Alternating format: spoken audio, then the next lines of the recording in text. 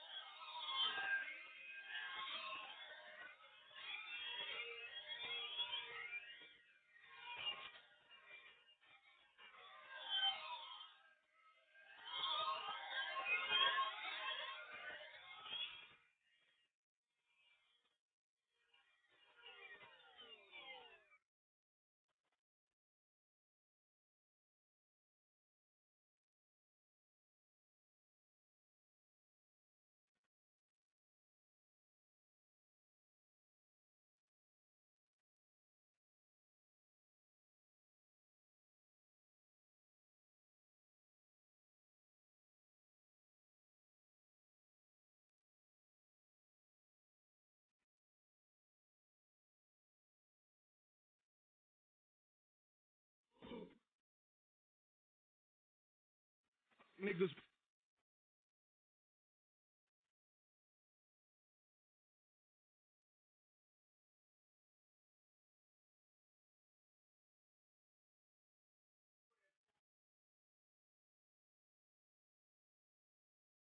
shit, nigga, weed,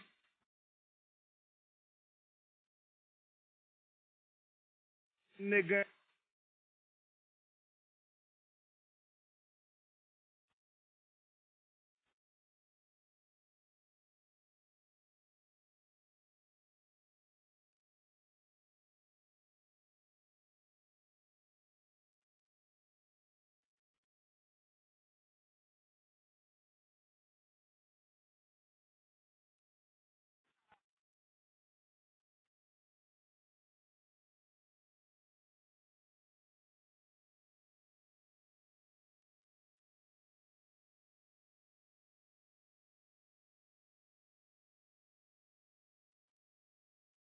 niggas,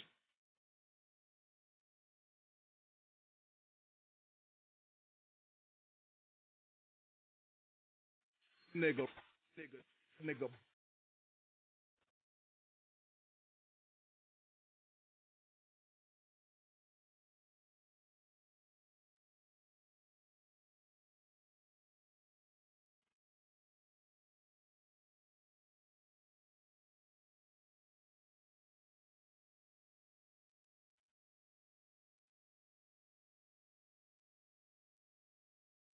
nigga,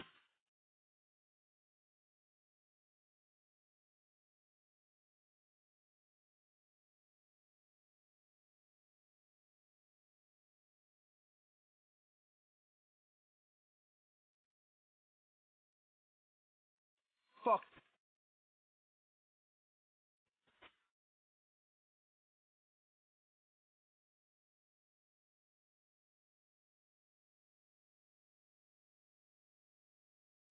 the fuck,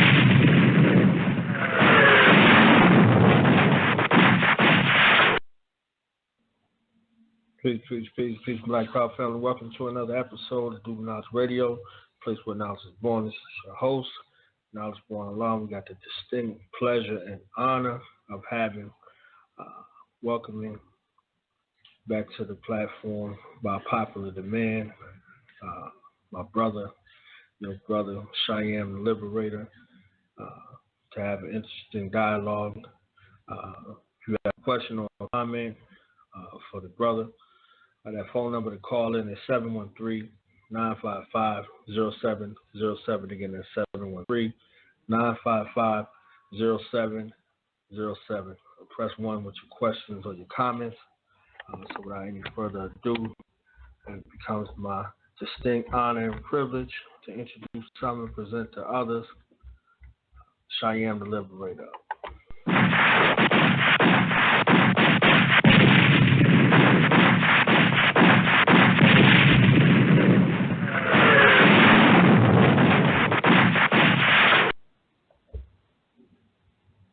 Definitely appreciate it. How you doing, Doc? Indeed. You heard what I said. I don't know if I was talking through the playback. My fault. Did you hear what I said? No, I didn't hear you, right? All right, my bad. Just greetings. Salam alaikum, rahmatullah wa barakatuh, Ramadan Kareem. Definitely want to give you honors for having me back on your platform. Is definitely much appreciated, and it's always a pleasure and an honor to build with you and on these type of discussions and subjects. Yeah, it's an honor for me myself. There's a couple of different paradigms that exist out there, particularly with our people, different spiritual paths that we allow oftentimes our enemy to convolute. These are two particular areas which we exist that have been very convoluted and very strategically clouded in regards to proper representation in the media, mass media manipulation in regards to how we see both of these particular vantage points here. So I'm glad to have a subject matter expert to come on and bring clarity to the family. Indeed, definitely. So what you want me to jump in on? What you want to go in on? What you want to touch on first? Those different paradigms, or because I can go any direction you want me to go in with. Well, since we here in the month of Ramadan, Ramadan Mubarak to you, brother, and to the believers out there, Ramadan Mubarak. Wanted to see if we could start there some kind of way and transition to get your perspective on how would you see Islam. I know the terminology has been used one way, shape, or form, but Islam from your vantage point. Well, I'll just start like this. When we're discussing as a people, for some, it's interesting because at this current point, there's a major discussion.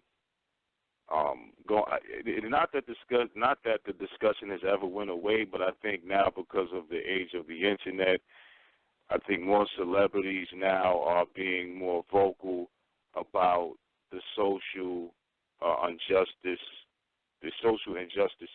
that's currently taking place in this country and all around the world as it pertains to people who identify as black and other people that are suffering as well under oppression. I think that the discussion of what's best for the entire collective is at the forefront. And the interesting thing is that in general, Islam is a solution for humanity, not just a particular race or class of people. But just to give us some groundwork on the current atmosphere, there's an understanding amongst the global community that the issues that are plaguing, quote-unquote, black Americans are pretty much at the forefront of global oppression. And if there's seemingly a solution for them, then there's a solution for the entire world. And with that being said,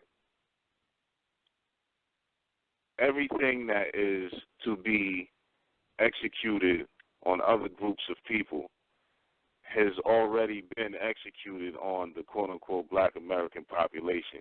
So even the United Nations came forward and said that reparations needs to be paid to quote-unquote black Americans, African Americans, right?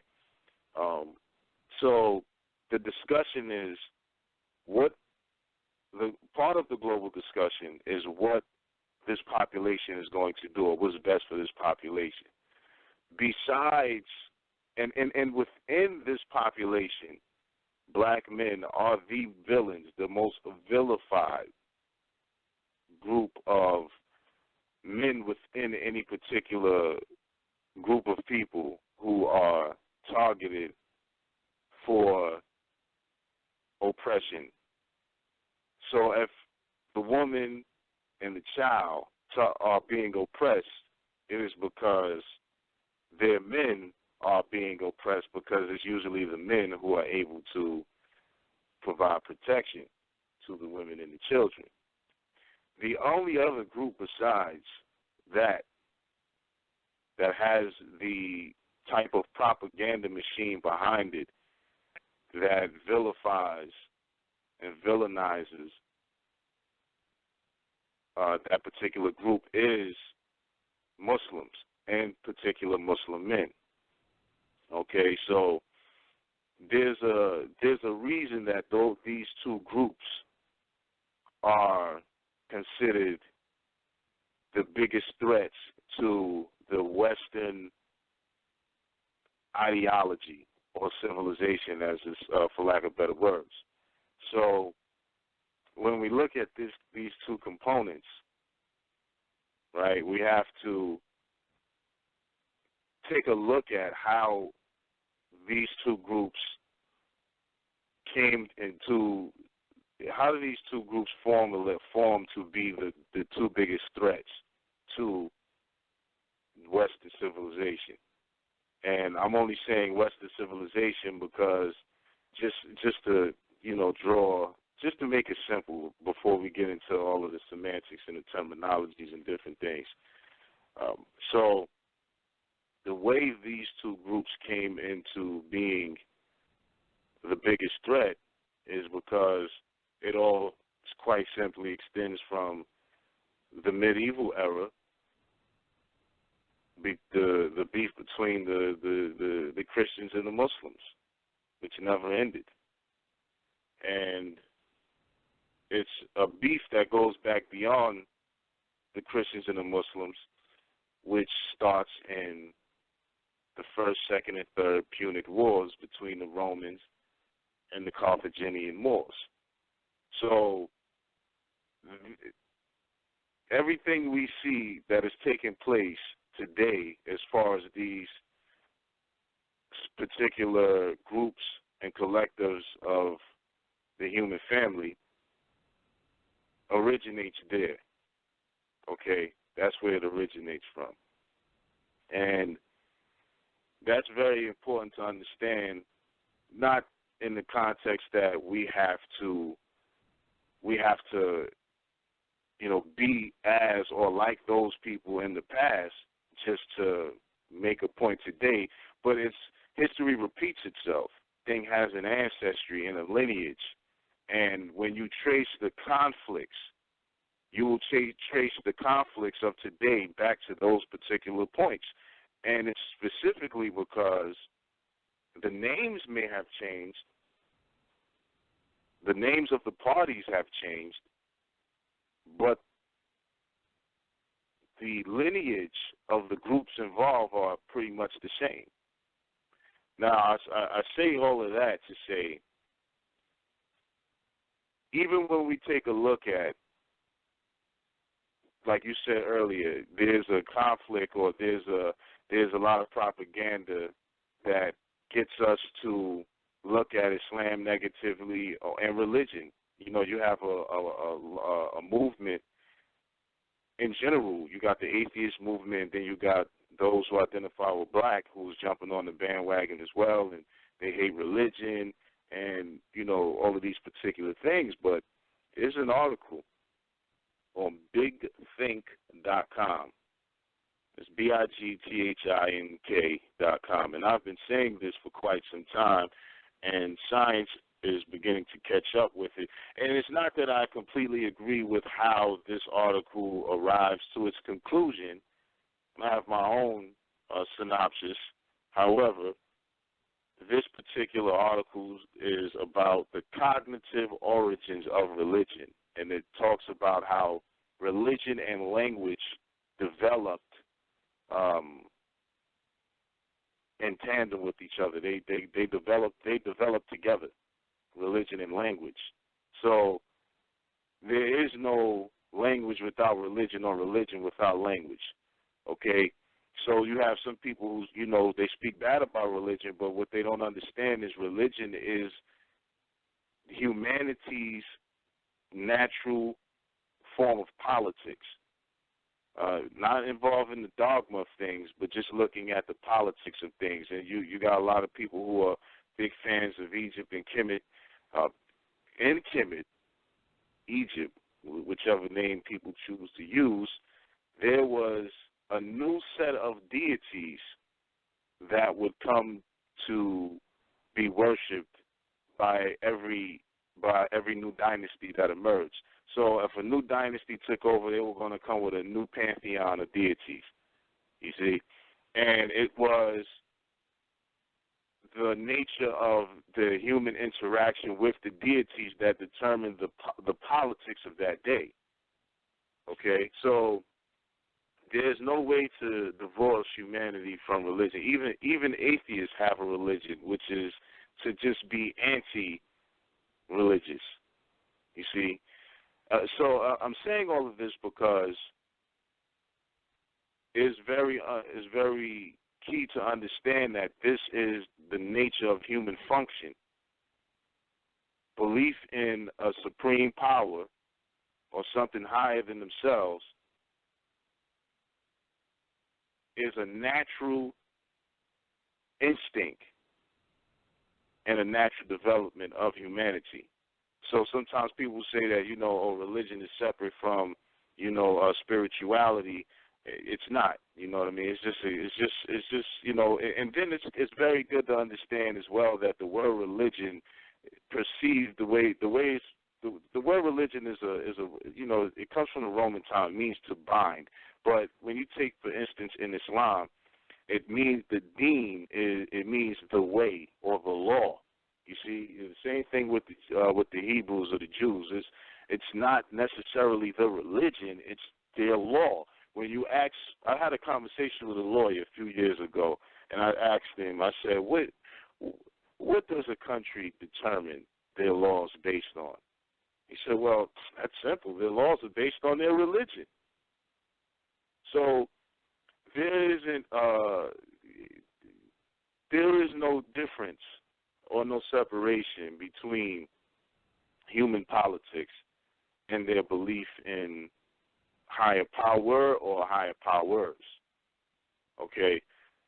Whatever may be the nature of the disagreement, whether it be over resources and different things like that, the nature of those conflicts will take shape under whose deity. For instance, back in those days, in the ancient days, if there was a war and one nation conquered another nation, they would say our gods were more powerful than your gods. You see? So I just wanted to add this context and this layer because it is vital to understand that function so that you understand how the Islam and Christianity conflict which is taking place today. For instance, another thing I just want to touch on lightly before we even go a little further is the reality that these religions that people, especially black folks who are in so-called in the conscious community, they'll say, Christianity, Islam, and Judaism hasn't done anything for our people but enslaved them. That's not true. That is not true. In fact, these religions or these laws or these way of life were actually developed by us. It was developed by us. And a lot of people think going back to the oldest form of politics, a.k.a. religion that we used to subscribe to, is the best.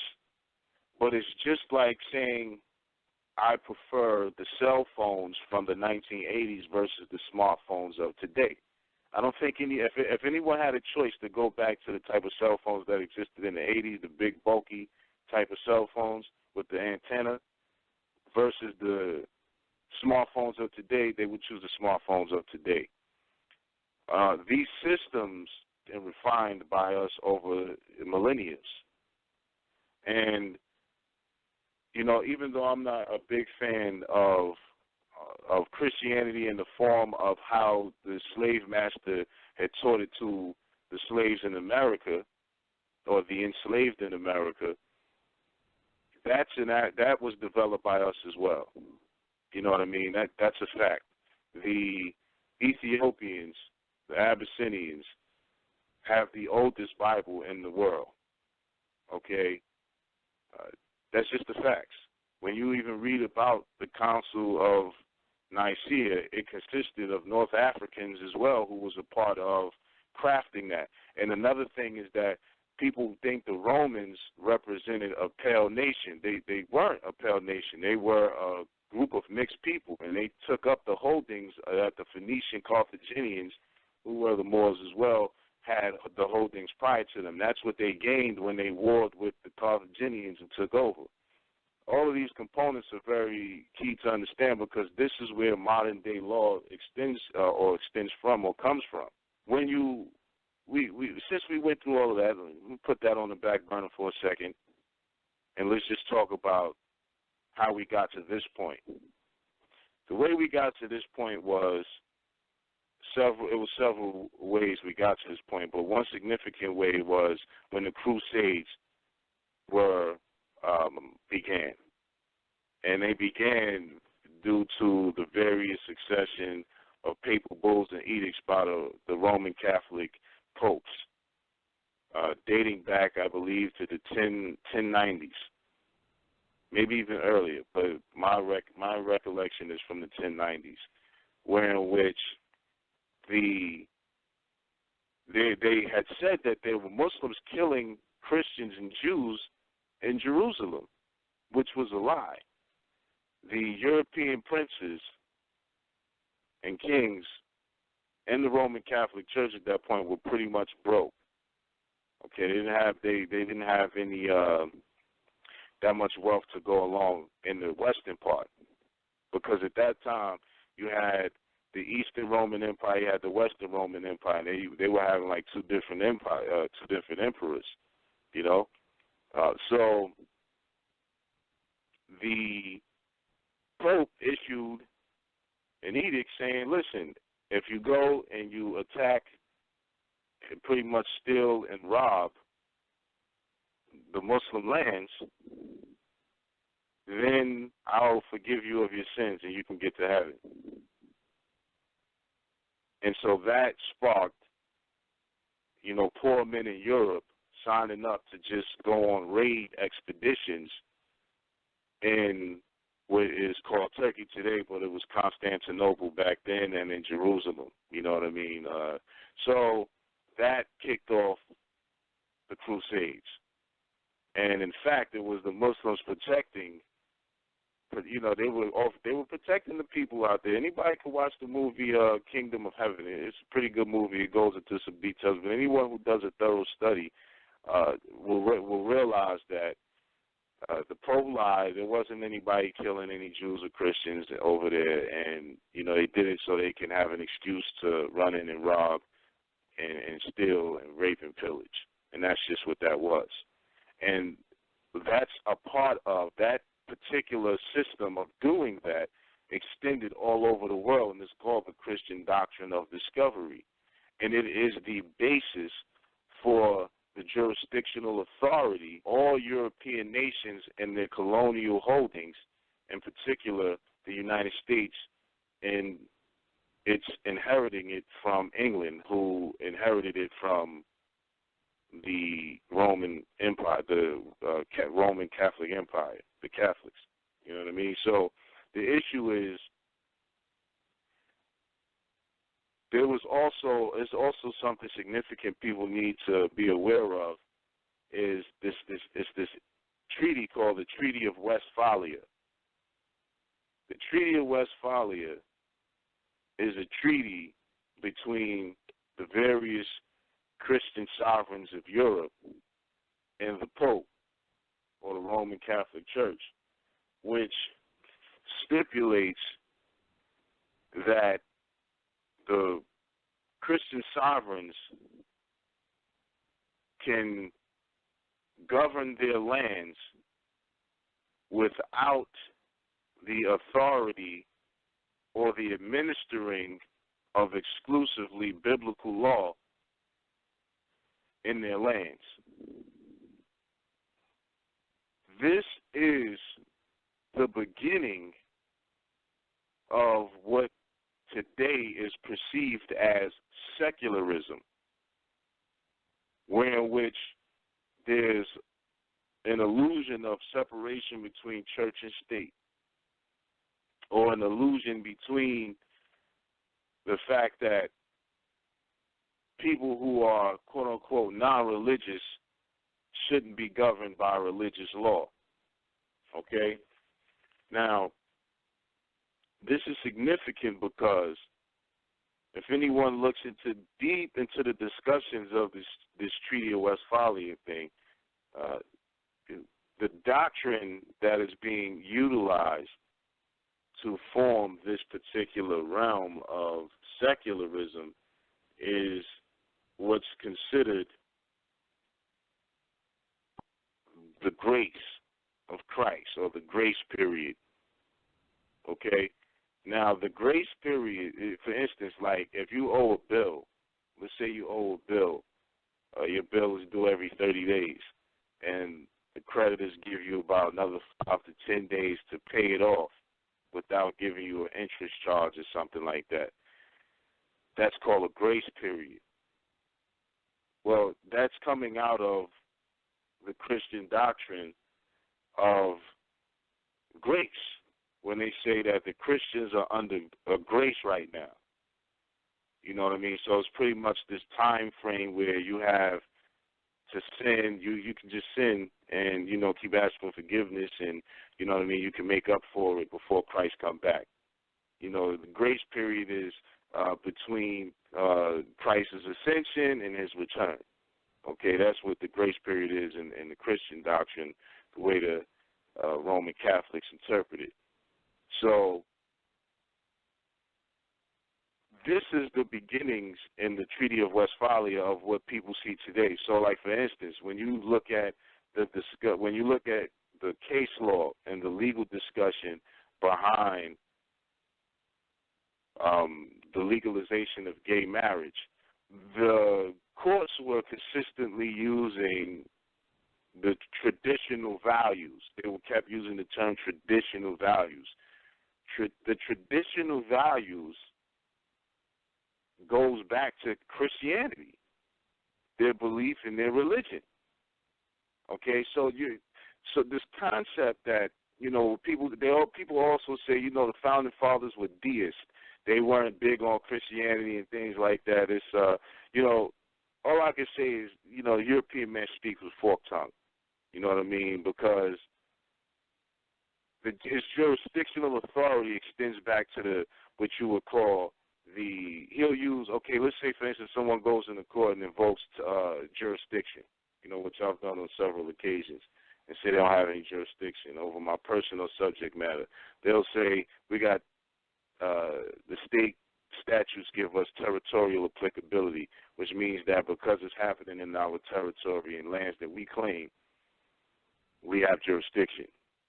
And when you trace the origin of that statute, the authority that gives that statute right of action in their, legal system, it goes back to the Christian doctrine of discovery. It goes back to Christianity. Okay, so it's very key to understand. So when you look at the components of the people even today who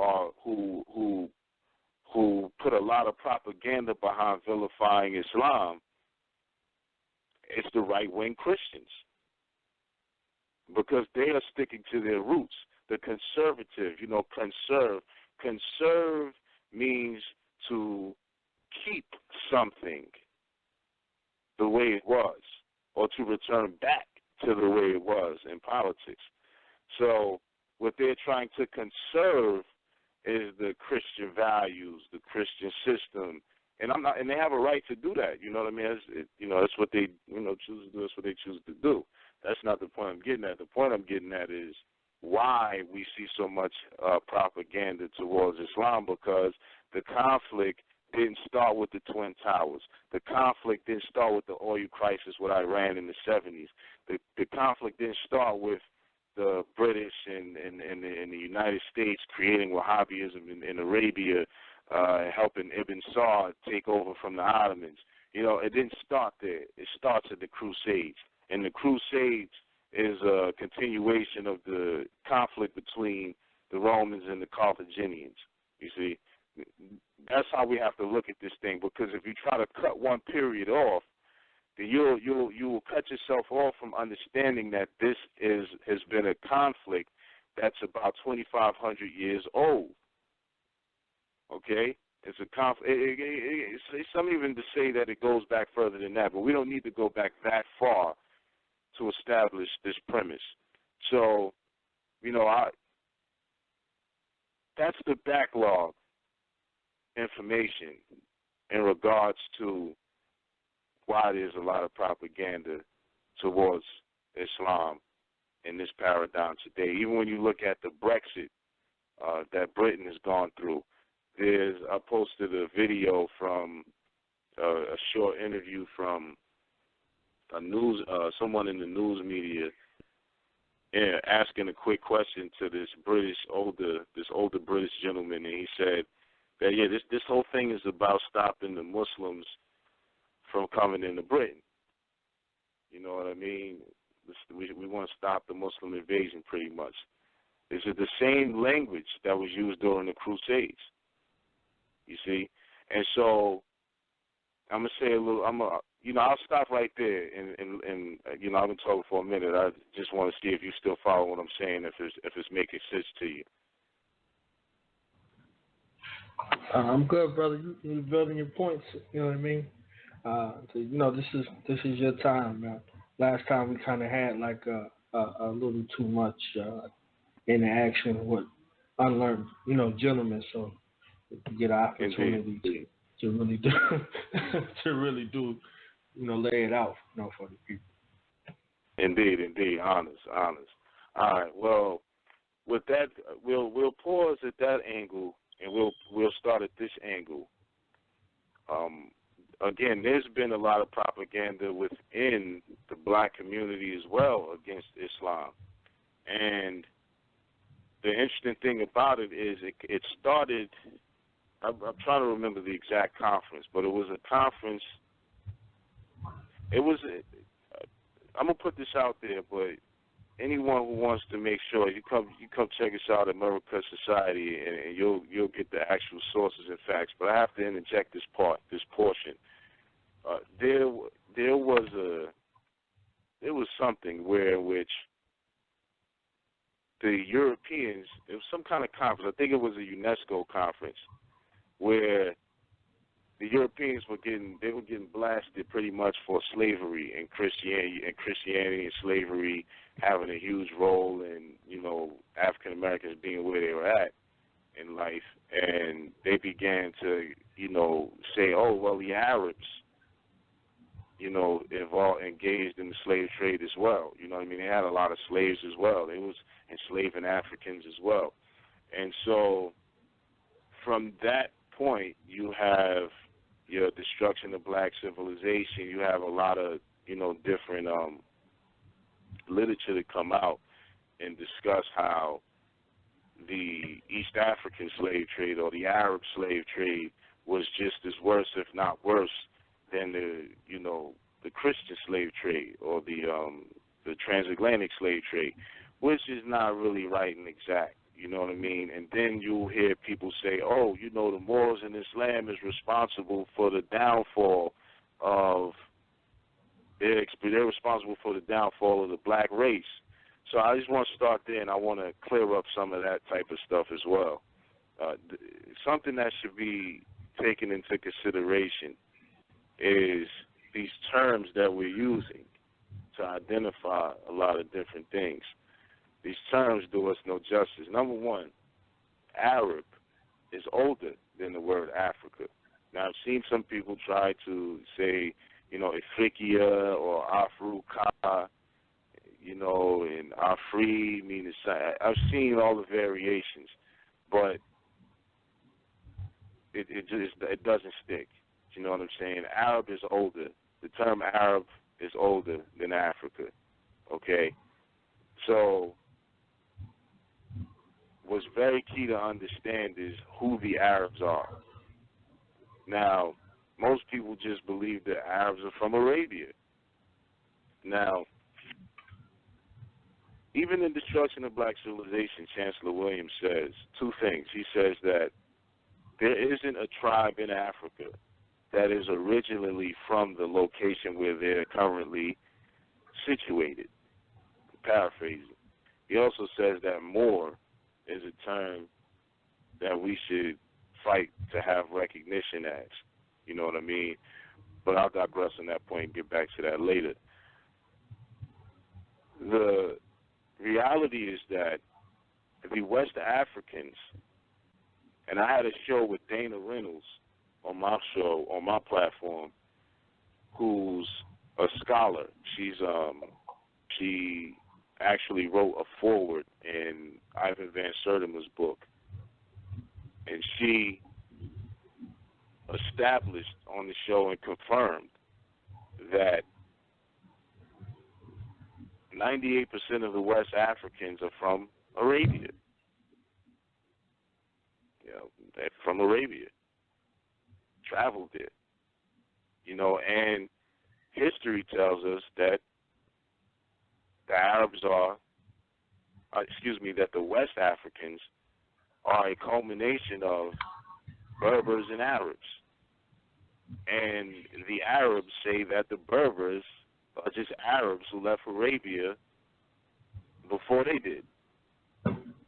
Now, in Tariq Berry's book, now the interesting thing about this is roots. Let's look at roots. There's a big discussion about roots and, they keep hitting us with slave movies and different things like that. And I think it's because people are not really keen, our people are not really keen to, some certain details. And again, history repeats itself. And they say that they don't like the narrative, the slave narrative, and that we've been here before slavery. But let's look at the facts. Not saying we haven't, but let's just look at the facts. Here go the facts. Kunta Kinte, that's a real tribe, actually. You know what I mean? That's actually a real tribe. But they're Mandinkas. You heard him say it. And Mandingo is just another way of saying Mandinka. So they're Mandinka, Kunta Kinte. And if you notice in Roots, he was Muslim. Okay, he was making dua, he was making salats, and he would say in the naming ceremony, the only thing greater than you, the only thing greater than yourself is Allah, right? So the Mandinka, this West African tribe, right? Well, who do the Mandinkas say they are? Well, in Tariq Berry's book, Unknown Arabs, the Mandinkas say that they are old Persians and Arabs, and that they came here to West Africa as a garrison with the Himyarite tribe that came from Arabia. If you break down all of these West African tribes, Hausa, Fulani, if you break them all down, you're going to find out that they're Berbers and Arabs. So this whole concept that the Arabs did something to us is fraudulent. You know, then you'll hear people say, oh, you know, well, the pale Arabs, and we all know the original Arabs are black, as if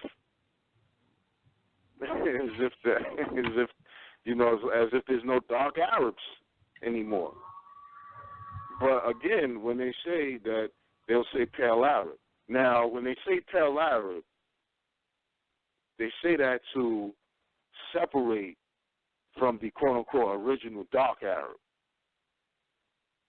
Well, this is called colorism. This isn't even racism. This is colorism at play, because then you see the same thing with the conflict people have with the Jesse Williams thing that's going on.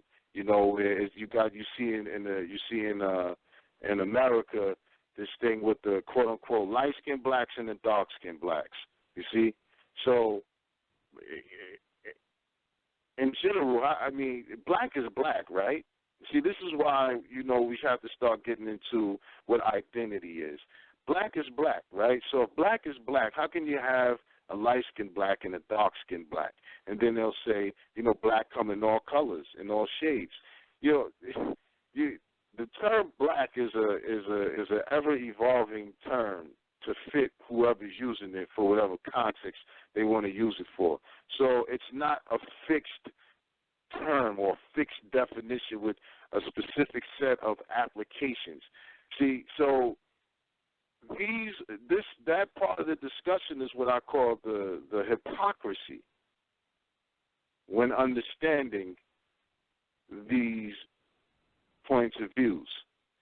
You know, I think Wesley Muhammad did a phenomenal job in showing the origins of the phenotype of the Prophet Muhammad sallallahu alaihi wasallam, and you know many of the components of Islam, and when colorism started to seep in through Islam and different things. Well, it didn't seep in through Islam; it seeped into you know, a lot of Muslim psyche to garner a lot of these types of contentions that we see today. So my whole point is to not absolve anyone from any wrongdoing, but blacks in America have this victim mentality that everybody did something to us. And what it does is it causes them to ignore what they themselves caused upon themselves and what they themselves did unto themselves. And without recognizing that, you cannot move forward, because people will say, oh, you're victim blaming. Yeah, the victims, I'm a person that believes that, well, not even necessarily believe, I hold to the truth that if something could be, our actions, okay, well, let's pause there. You got your people who say they don't follow religion, right? They follow spirituality, and then they ignore these quote-unquote spiritual principles that teach them about, you know, what goes around comes around, karma, what you do, and everything you do determines, you know, the outcome of everything, so on and so forth. So you cannot absolve personal liability and responsibility from the actions that our people partook in themselves that caused us to be here, which leads me to this point. When people say that the Moors caused the destruction of black civilization, this is another falsehood, okay? Now, Dr. Ben acknowledges on several occasions in his books and on various interviews that you can see it on YouTube, where he has records of the Moors referring to themselves as Moors. And Moors are Berbers and Arabs. Concept of the West African not being a Berber or an Arab is a falsehood. It's not. That's falsehood. Okay. And I say that to say this: the point that people try to blame on the Moors is when they say the Moroccans attacked the Songhai dynasty, right? Well, a lot of people don't like to go into the details of what happened. A quick rundown on this is that, number one, these were two factions of Moors conflict. And the conflict was based on this. The Songhai had good relations with the Moroccan Sultan and the Moroccan regime that was in place. And Mansour had actually overthrew the reigning Sultan, and he took over. And he was attacked by his own people. Well, not necessarily his own people, but the people who supported the previous dynasty in Morocco. And he was also fighting off incursions from the French and the Spanish. Right? So he called to the Songhai. And the Songhai, they sent troops up there to smash him out because they wasn't feeling the fact that he took over from the last dynasty who they was cool with. So when the Songhai sent troops up there, not to help him that he requested, they sent them to smash out Morocco. So he smashed them out. So now he looking weak to the French and the Spanish, and he looking weak to the Moroccans that's up there. And so he got to show proof. So he sent some people down there. They didn't make it past the jungles. So then he sent to England, and he sent to the Portuguese. Got some mercenaries, got some hammers, and they ran down on the Songhai. But the Songhai, who started it first? Hey, he took over from a dynasty they was cool with. They got at him for it. He responded. Boom. And what happened is the Moroccan nobility mixed in with the Songhai nobility. Okay? So and they both were Muslim, and they both were Moors. And the Songhai, that word means Sunni. And the Songhai said they were white people. Al-Bidan. They said they were white people. You see, all of this can be found in the book that we put out called Introduction to Moorish Race and Nationality. If y'all interested, y'all can check it out at MurakushSociety.com. That's MURAKUSH Society.com. But my point in bringing that up is that's a conflict between Moors, Muslims at that. Now, Mansour used the precedents of the Almoravids, who were from Senegal, Muslim Moors from Senegal, who set up Morocco. They set up Morocco. They the ones who created the nation state of Morocco. Okay? Murakush, to be exact. They said Murakush, etc. But the Almoravids attacked Timbuktu. And what did they attack Timbuktu? I think they attacked, or was it the Ghana Empire? It was an attack by the Almoravids, and that's what established a new dynasty. You know what I mean, of Islam in West Africa in an imperial sense. A lot of people say that Almoravids were Islamic fanatics, but that's neither here nor there. You know what I'm saying? Because it's what they had set up that became the epicenter of knowledge in the world, where even the Eastern Muslims had to come to Timbuktu to learn. You know what I'm saying? Islam, and they set up Islamic cities of pure jurisprudence and stuff like that in what's called West Africa. So these things are very key to understand historically, because, and this is another thing. So we know now who the Mandinka are. We know how well. We know two major events via the Almoravids and via the Songhai and Moroccan conflict that formulated, West Africa and what came about from that. Now, the Mandinka tribe, right? Back to the Mandinka tribe, who they themselves acknowledge that they're Arabs. They are responsible for Sundiata, Abu Bukhari, and Mansa Musa. Mansa Musa being the wealthiest man to ever live, Abu Bukhari being his older brother who left the empire to him and sailed to the Americas. And they spoke Mende. Right? Now, you got the people who say we didn't come here as slaves on slave ships. And that's very true. But Mende script was found all throughout Mexico. You see? And we know that the oldest civilization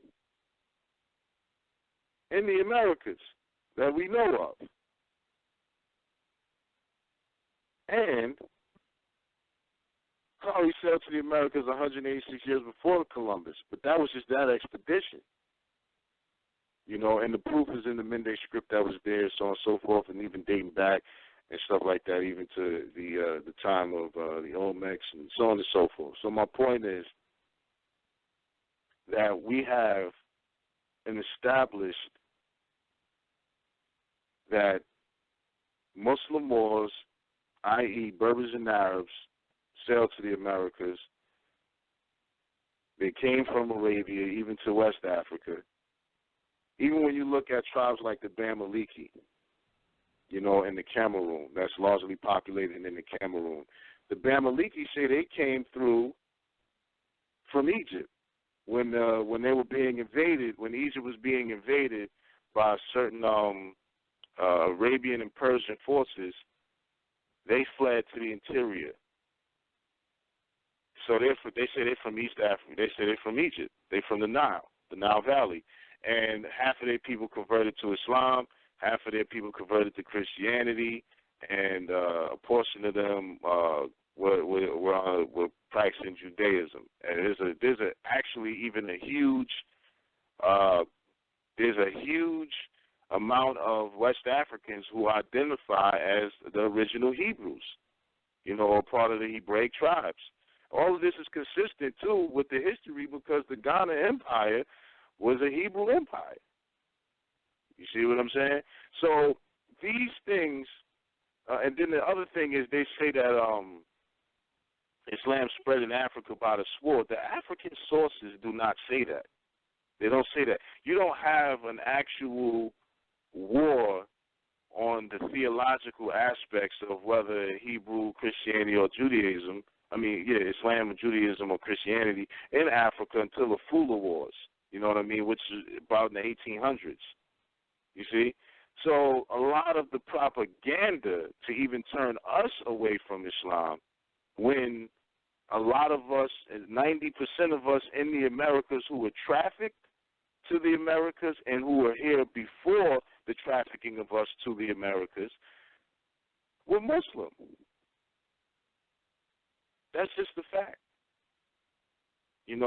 That's just the fact.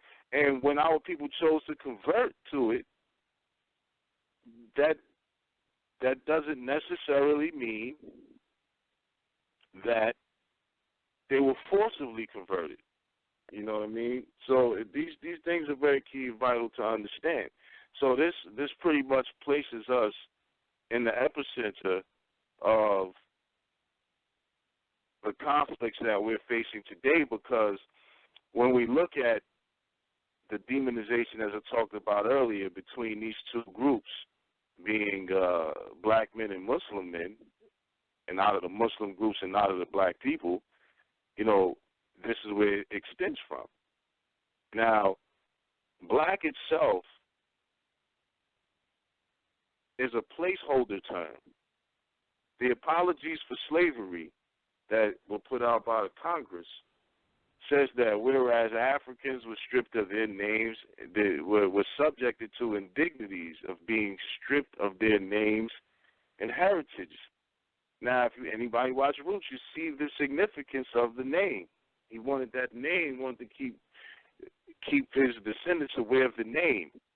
And he was able to always say who his father was, his grandfather, his grandparents, and so on and so forth.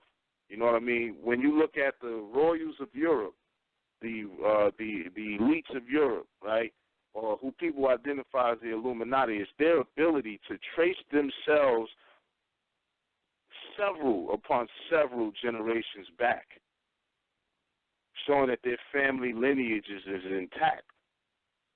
To strip someone of their name and heritage is called in Roman law capitis diminutia. So there's various, you got capitis diminutia, capitis de maximus, so it's just different levels. But the point is that they were stripped. Our people were stripped. So a lot of the conflict that our people have today in understanding what we should be dealing with from a perspective of history, not from a perspective of how we feel, how we like things to be, how we wish they were, but the way things are and how they transpired, we have an identity crisis because we were stripped of our names and heritages. If we were never stripped of our names and heritages, we would be Muslim today.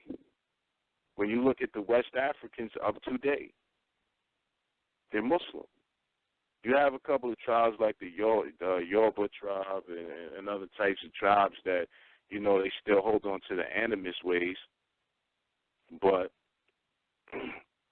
they're Muslim. North Africa, even East, largely Muslim. So, Islam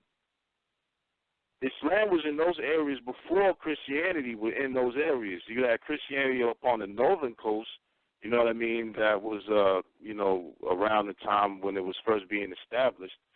But then also theologically, these religions also, interwove into each other as well. And so when people say that these religions never did anything for us, it's a lie. We've built empires upon these systems, okay? We've built empires upon these systems, and these systems are actually upgrades from older ones that were less humane, in general. Like, for instance, when people like to go back to Kemet, but, only the priest and the pharaoh could read hieroglyphics and were able to worship the gods.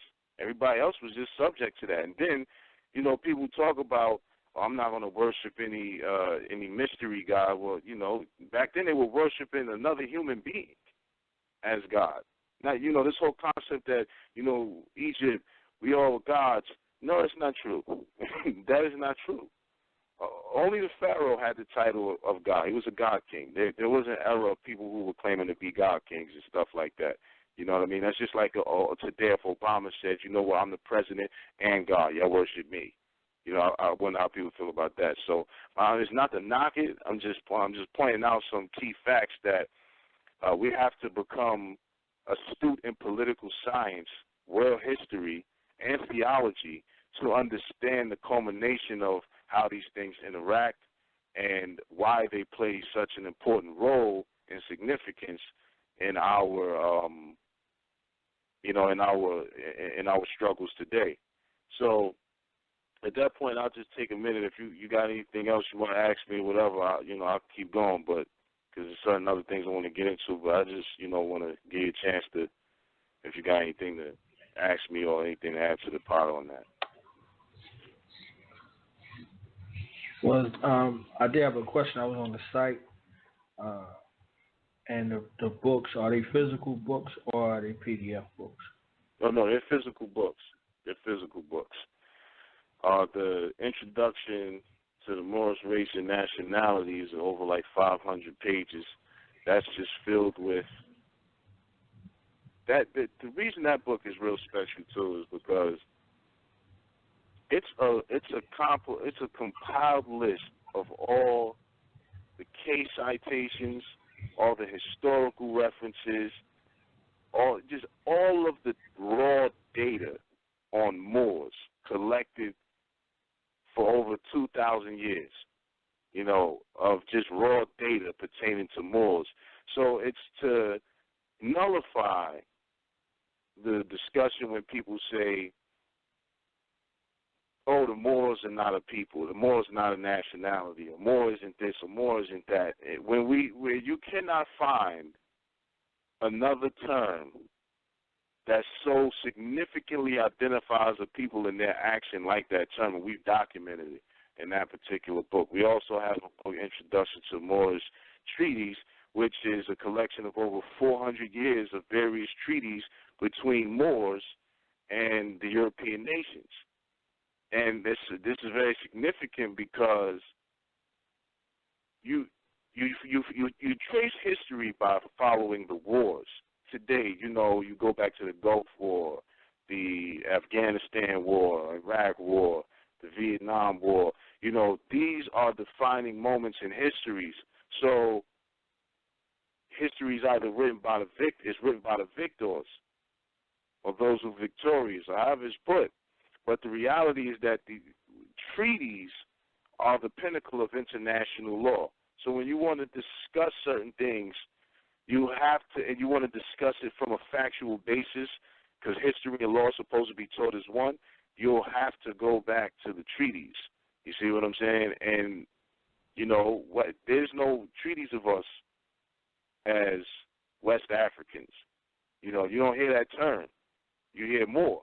And what's interesting is in the treaty of 1714 between the Sultan of Morocco and the Queen of England at the time, I think it was Elizabeth. I may be wrong, but it is Queen of England, Sultan of Morocco. They make a treaty. She recognizes in that treaty, as well as all these subsequent treaties after that and before it, that the Sultan of Morocco is an international understanding, that he is the ruler of all of West Africa. You see? That's very significant to understand, because then that lets you see the mentality that the Europeans had towards the sultans of Morocco as the gatekeepers of all of West Africa and who ruled all of West Africa. They had no treaties and agreements between any other sovereigns in West Africa until they were able to penetrate. And that is when they were able to do more damage, because they was able to do their divide and rule, divide and conquer stuff. So yeah, the books are they're in paperback form. They're not PDF. We don't actually sell the PDFs forms of books, because a lot of people rip you off. They'll start sending your books out. They just rip you off that way. So the books are physical, though, to answer that question. Yeah, I'm gonna cop a couple of those books. I'm getting them right now, as a matter of fact. Yeah, definitely let me know what you think about them as well, because especially that introduction to Moorish race and nationality, because it's a book, like I said, you can go reference. And the bibliography is sick. You know what I mean? The bibliography is crazy. It's phenomenal. So, definitely when you get it, let me know what you think about it. But, is there any other thing you want to, bring up before I go to the next phase of it? No, yeah. And in some of my research in regards to the Moors in Europe, in regards to the Holy Roman Empire, I only heard like one or two other brothers even make reference to that. That's excluding you and the brother. Could you touch on that for the people? Well, of course. The interesting thing is, like I was saying before, number one, as a Muslim, we're not trained to be anti-Christian in general. Like, we're supposed to look at the Christians and the Jews as people of the book. There's some theological differences, but it is what it is. I say that to say this. as I said earlier, the conflict is between, there was a book called The Religious Instruction of the Negro. You can Google it. It's in PDF form. Anybody could pull it up. And it was a book given to slave masters on how to instruct the slave population in how to understand Christianity, okay? And that was completely different from the form of Christianity that they were practicing.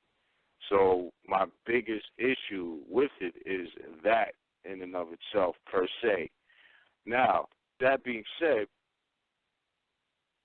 there were Moorish Christians in Europe.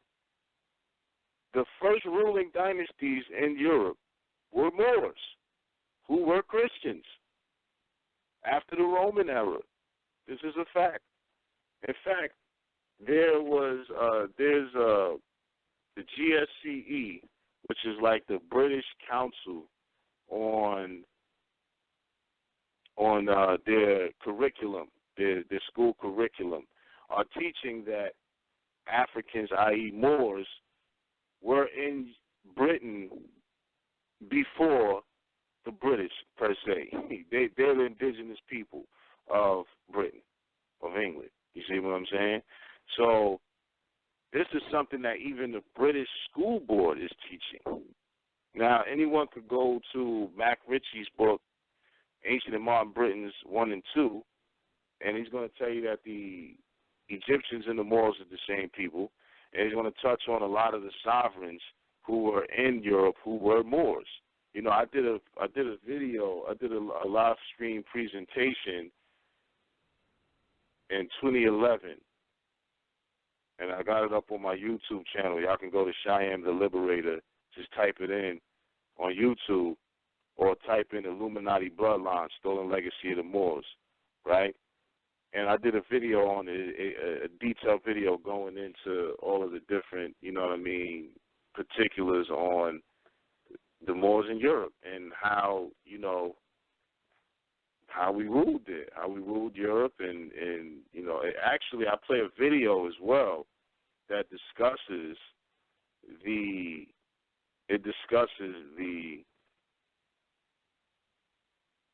it's this guy. He's talking about how the European elite, how they actually call themselves the European, how they call themselves the elite and all of that, because they can trace their bloodline back to the black nobility, as they call it. You know what I mean? Which were the Moors in Europe. And what's significant to understand about that is, and then also on that, I show various coats of arms. Now, some coats of arms were developed from the slaying of Moors. Like, some people were killed, they would have battles with Moors, and by defeating them, they would put their heads on the coats of arms. Now, back in those times, the fighting was over land in the States. So one of the key ways to understand when in that form is that when they defeated a Moor, they took that Moor's head, put it on their coat of arms, because it represented that they defeated these Moors and took their land in the States. And then others are, you know, come by way of just it being passed down. Like even the word Halliburton. When you look at the coat of arms for Halliburton, now you know that name is famous because it's Dick Cheney's company. You know what I mean? He used to be vice president to George Bush. His company is called Halliburton. That name itself has the coat of arms of a Moorish woman. You know, a Moorish woman is the head of the family on that coat of arms. You see? And you'll find that with several other, you know, coats of arms as well. So it even goes all the way back to Bavaria in Germany. You know, this is why when you go out there, I'll tell you a quick story. It was a brother that I know who say he was in college and he was sitting around chilling with this other Moor. And this other Moor was garbed up. He was in his stove, his jalabia, and his fez. And he was and this brother was just in his regular street clothes. And he said this guy from Finland rolled up on him and said, "Hey, you a Moor?" Talking to the brother who was garbed up. And he said, yeah, I'm a Moor. And he said, oh, man, my grandfather told me if it wasn't for you guys, we would have starved in Finland. Now, you can go all throughout Germany. They have pharmacies with Moors' heads on it and different things like that. And so, Europeans, largely for the most part, they're not in the dark about that. So this is why you have like some of the festivals where they dress up and paint their face black, and they paint their lips red, and they, pretty much act in blackface. And you got a lot of people who get upset and say, oh, it's racist. So they don't mean it to be racist. They're doing it in honor and celebration of the Moors who saved them from the Dark Ages, you see? But it's our perception. Plus, it's not too many of us out there to play those roles and to play those parts in the festivals. So, we're trained in the United States to think of everything like that as, oh, it's racist, it's blackface, but they're just giving, honors and props to the Moors that was out there. Another angle to look at when you're talking about the Moors in Europe is, for instance, like Black Knight, the one with Martin Lawrence, where he plays a Moor who travels back in time. And they called him the Moor from Normandy, right? Now, the Normans are the Northmen. Anyone's familiar with the TV show Vikings or anything of that capacity, what you have is the Vikings had a conflict. They came into conflict with the Moors when they took over Sicily, okay? This is probably around, this might be around the late 900s AD, something to that effect. And when these Vikings or Northmen, came into conflict with the Moors, they made a stalemate. The Moors couldn't conquer them, and they couldn't conquer the Moors. So they made an agreement that the Normans or the Northmen would be, its ruling elite would be half Moors and half them. You see what I'm saying? So when that took place, the Northmen or the Normans or the Vikings, however you want to identify them, now composing half Moors, embedded Islamic law within their governing structure and how they did things. This is all history referenceable facts. Anybody can check it out. In fact, there was a story that broke that showed that they found this Viking lady in a grave with a ring that had a law on it, all the way up there in Scandinavia somewhere. So these Normans conquered Brittany.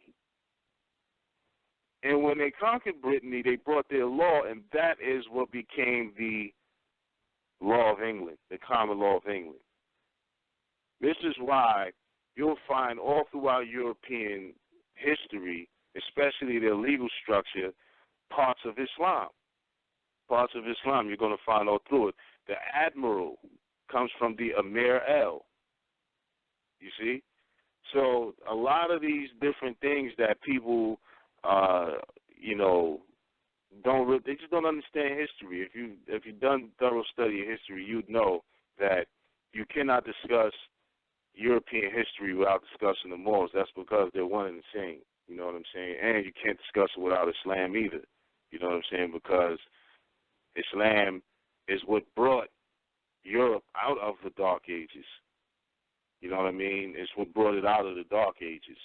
So, but yeah, that's what I have to say about that part about the Moors. And there's a lot of other different things too, but I think that pretty much sums it up in a good portion of, the Moors in Europe. And in fact, I'll say this as well. The Moors were invited to Europe in the 7/11 invasion by Tariq ibn Ziyad. They were invited by the Iberians because there wasn't no Spain at that time. And even before then, you got to understand that there were Moors out there during that period before in the BC era. In fact, Ivan Van Sertima says that Taharqa sent from 600 BC, you know what I mean? The Nubian pharaoh has sent people up into Britain to mine for tin, as far back as that era.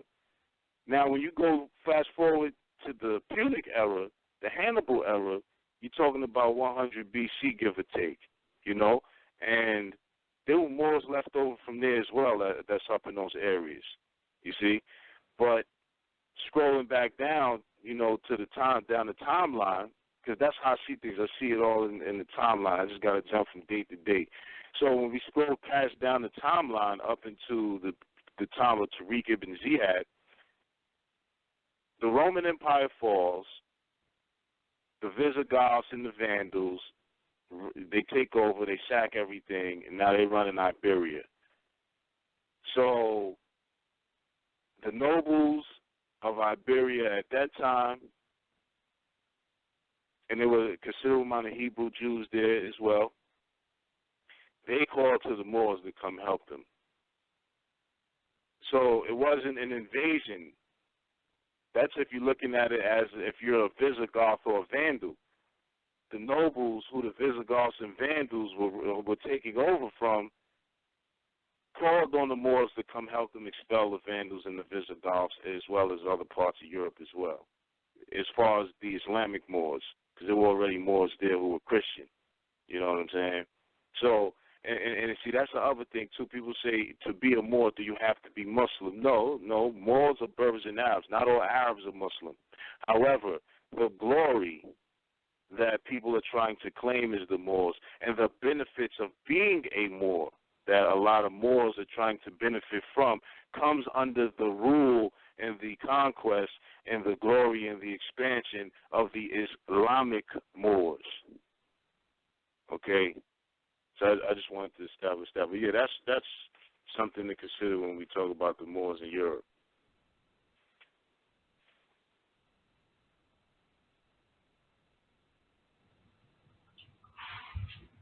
Yeah, I was in Europe for about 9 years. I definitely know exactly what you're speaking of. And I brought the brother True Master, A. Rashid, Black Dot, over to Bavaria, and they did a lecture there, built a Bavarian Illuminati. So, like I was saying about the references, there's only a couple of brothers I heard even, make reference.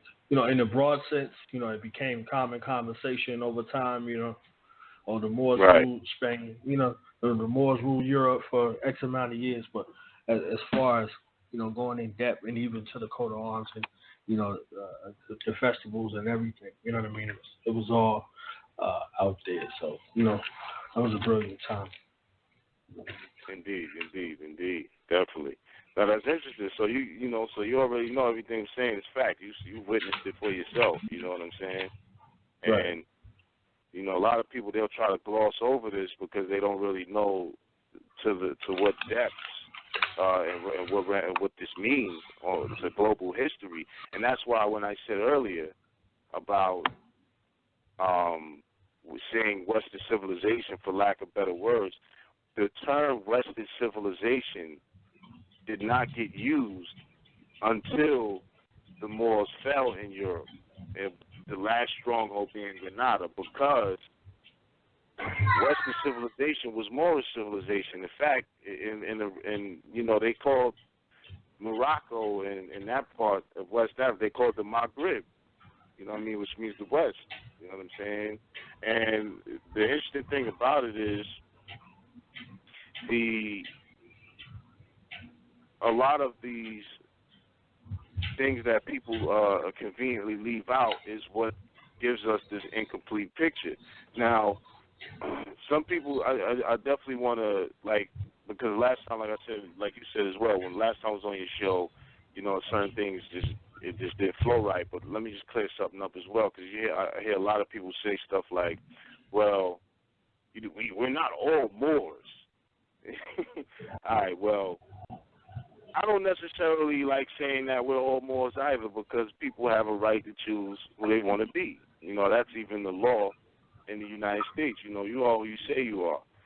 But when we're talking about lineage and descent, especially if you're identifying as a West African, you're a Moor. And Moor is the composite of Berbers and Arabs. And who are the Berbers? The Phoenicians, the Carthaginians. You know, Carthaginian is just a term for people who lived in the city-state.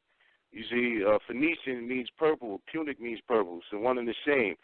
Going back to the Canaanites, you know what I'm saying? And not just the Canaanites, it's the Hamites as well. Even when you look at Elia Levita's Hebrew Yiddish dictionary, Moor is the English term for Cush. You see? So Moors are Hamites and Semites. You see? So it's very significant to understand this because identity-wise, our people have an identity crisis. It's like when you put all of the pieces to a puzzle and you lay it out on the table, you know, no one is able to put the puzzle together until you start piecing certain parts together. And you start with the four corners. At least that's how I put a puzzle together. I start building on the corner pieces because when you at least got the corners together, the four corners of the puzzle together, anything else is just filling in the spot. You got the borders. You know where the borders are. So you know the parameters. So the identity in all of these things are important based on the parameters of the geopolitical spectrum that we're dealing with. And in geopolitics, we have to become astute in political science because the nature of the discussion that we're all striving for, well, the nature of the discussion is all based around freedom and liberation. We tired of the oppression. What kind of oppression are we getting? This is political oppression, which leads to economic oppression. You see? So the parameters is all based on being free and liberated. Now, you got some, not everybody agrees. See, I'm a person who subscribes to the fact that we need to separate. You know, it's unpopular. You know, people say, oh, you know, you're a separatist and things like that. But that's what especially brothers. You know what I'm saying? Like, I'm making my business to focus on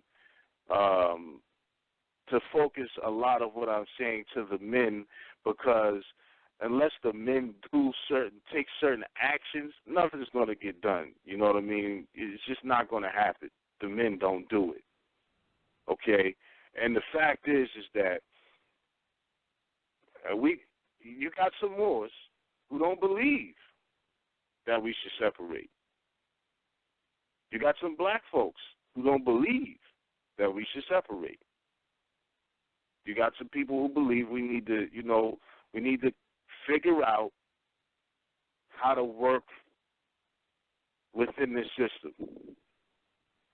And, you know, hey, pray to Allah, God bless their soul. Hey, you know, good luck to you. Just let me know how that's working out because it hasn't been working out for the last 400, 500 years. Just hasn't been working out. And Britain, the European Union is what? 30 years old, 40 years old, if that. And Britain just broke away from the European Union. You know, Gambia just broke away from the Commonwealth of Nations. I already saw that coming because the Commonwealth of Nations is an association of all the nations who were colonized by the British Empire. Gambia just broke away. Okay? So if we're not seeking independence, well, I don't even want to get into those people's mentality. If they don't believe we should separate, everybody has a right to their perspective. That's cool. I deal with liberation. You know what I mean? So that's my mentality, and that's what I have to offer in regards to the discussion about our people.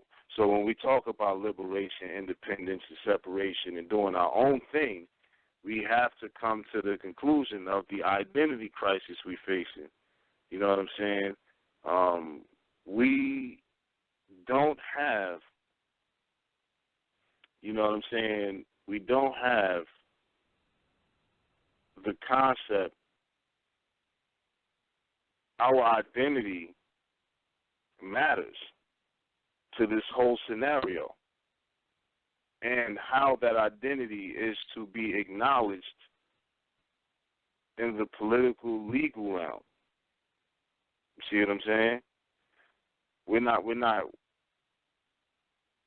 Our people not keen to that, and this is because they're not astute in political science. Whereas when Congress already admits in their apology for slavery that we were stripped of our names and heritage. You see what I'm saying? Essentially, when we discuss this name identity mechanism, we have to understand that that's what comes along with a person who is tied into a body politic, because race classification in the United States is determined by which group acknowledges you as such. So I've said all that to say this. By continuing to politically identify as black, we've identified politically, as black. Now, before I even continue, let's examine this black thing. I know a lot of people. A lot of people have a problem with it. Some people don't have a problem with it. It is what it is. But this is what it means when you are applying this in the geopolitical spectrum. You're saying that I'm a part of a people who have no identity.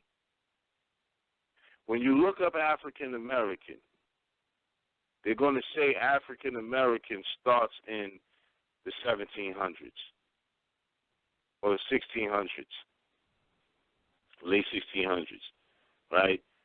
That's where it starts at. But here it is. We know our history goes beyond that. So how can you tap into the history beyond that if you're not willing to acknowledge who you were before that and apply that in your legal, political, social structure? So let's look at the 13th Amendment. When the 13th Amendment was being passed, the congressional discussions was about what's the status of the Negro. He is neither he's neither a citizen nor is he a slave any longer. Simply being free is not a status in law. This is the congressional discussion. Simply being free is not a status in law. So they said, well, if the Negro doesn't have any rights in our law, common law England, then if we can't find it in the past, then if we can't find those rights in our law in the past, then he don't have those rights today, regardless if he's free or not. So when you go look in the common law England, you're not going to find rights for Negroes. You're not going to find rights for blacks. What you will find is rights for Moors. You will find that via treaties, which makes it a part of common law England, which shall continue in the United States as law. Okay? So, yes, we can identify with a lot of different things, but which identity serves us best politically and economically? Because that's the identity we need to put at the forefront. It's real simple math. It's real simple logic. It's when you learn how to remove the emotion from it, it becomes 1 + 1 is 2.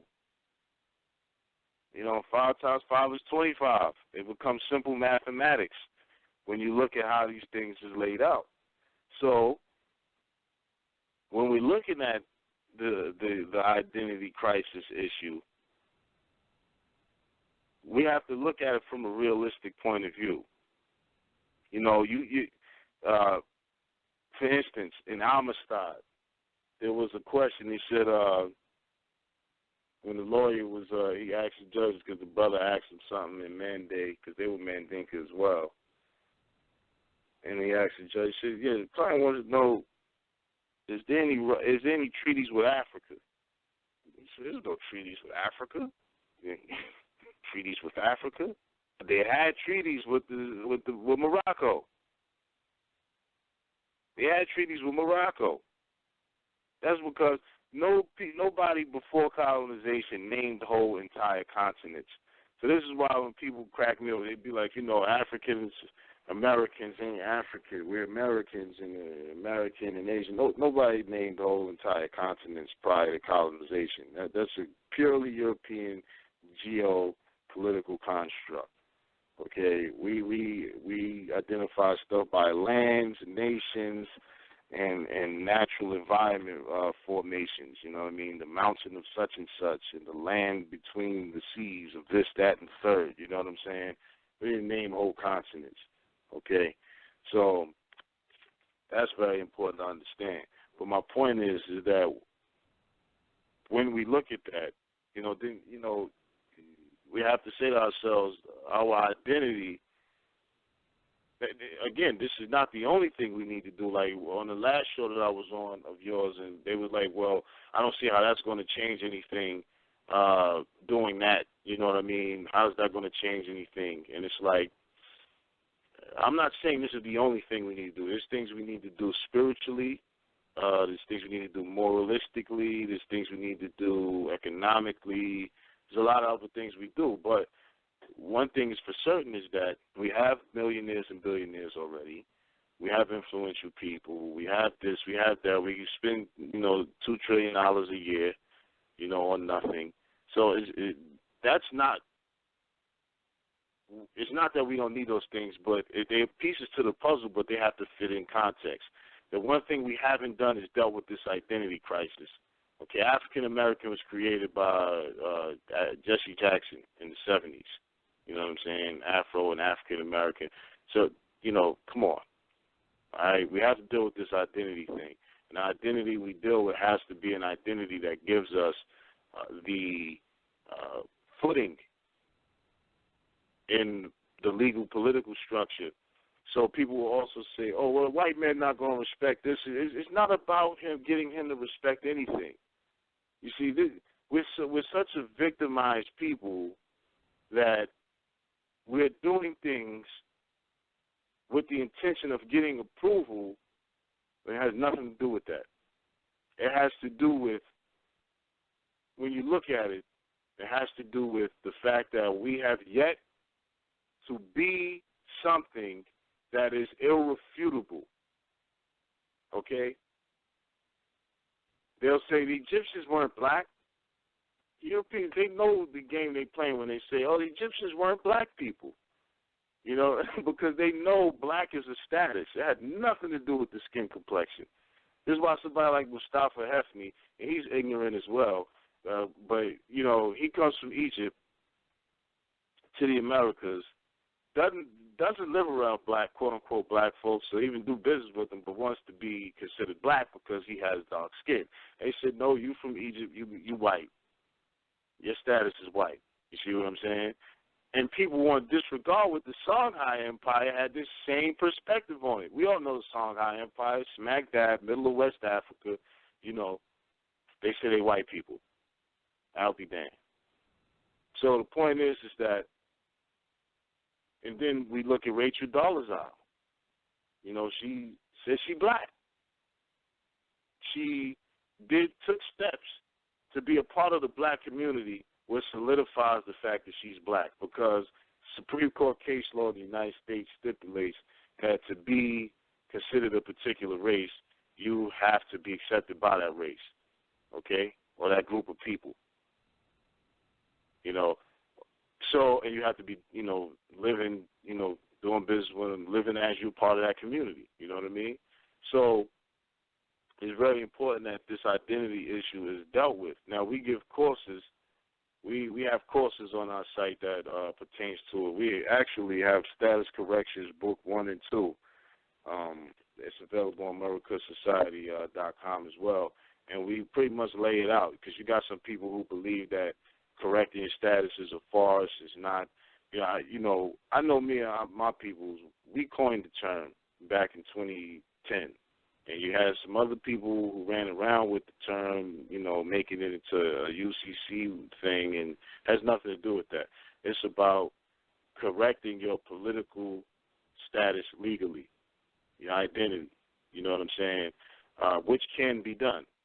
In fact, I don't want to give too much out, but the United States Department of State even issues a form called a status adjustment form. So for people who say that it's not a real thing, they're just not educated on the actual truth of the matter. But the point is, this is something our people need to deal with because everything they're doing to us because, well, I won't say it like that. What I'll say is they're able to verbally get away with the propagandization of doing what they're doing to us because we have a losing argument on who we are. You see, once we can say the right things about who we are and what we're entitled to because of who we are, because once you embrace that, you now embrace the heritage that comes along with that. If people don't understand the importance of heritage, you got to look it up. You know what I'm saying? It's all dealing with inheritance. So once we're able to say these particular things and make these particular claims, then it makes everything else we're doing that much more potent, just based on the identity. You know what I mean? And then when we bring Islam in the picture, it changes, it reinforces and changes the entire dynamic, and I'll get into that in a little bit, but just want to, stay with this point about the Moorish identity is because, and then, you got some people say, oh, we're all not going to claim our status. Then realistically, I guess not. But that should nullify your complaints about certain treatments that you get collectively, because the population that is black has been crafted to be what it is for the sole purpose of being exploited. That's the only reason the black class exists, is to be exploited, to be the guinea pigs, experiments, to bear the brunt of every issue that's going on in the country, to be the scapegoat, to be all of these different things. You see? So that's the reality that our people face when they don't want to deal with the identity issue. And they're so used to not having a proper identity that they don't see the significance in it. Like they'll say, what's the benefits of being a Moor? It's like telling somebody, what's the benefits of having a name? What's the benefits of having something that you're supposed to have from birth? It's your identity, which was stolen from you. So when we look at that component, for instance, this book, I was going to have an interview with this brother, but we working it out. His name is called Oneka, or Onika. He's from Britain. He wrote a book called Black Moors, West Africans or Africans in Tudor England. Giving a lot of different, it goes in extensively on the Moorish presence in England. And he himself says that, Moor was using that African is a placeholder term. African, Negro, those are placeholder terms for Moors. This is what they knew the people by. So if one minute we're in their history is this thing, and then after they come to a certain level of prominence, we're in their history is this other thing, that should be a clear signal to people to understand what this means geopolitically. You know what I mean? So the Moorish identity and the nationality is very significant because you'll have some people say Moor is not a nationality, but we got case law, Moxon, the United States Federal District Court of Philadelphia, I believe it's 1870, said that Moors shall be treated on a footing with other nations. That means equal footing. That means equal status. Yeah, that means Moors are a nation. So you're saying one thing, but your government is saying another thing. You see what I'm saying? So there's a lot of confusion that's going on. Then you got people who say they're not Moors, they're Moorish Americans, descendant of Moors born in America. I mean, they have a right, but their identity still extends from the Moorish identity. You see what I'm saying? And I don't recognize the United States claim of authority. So I don't recognize the whole American thing, personally. I just run with Moor, you know what I mean, because that predates the little colonial thing they got going on. But case in point is that in these treaties, now when let me pause right there. You want to add to that or ask me any questions at that point before I go into this next phase?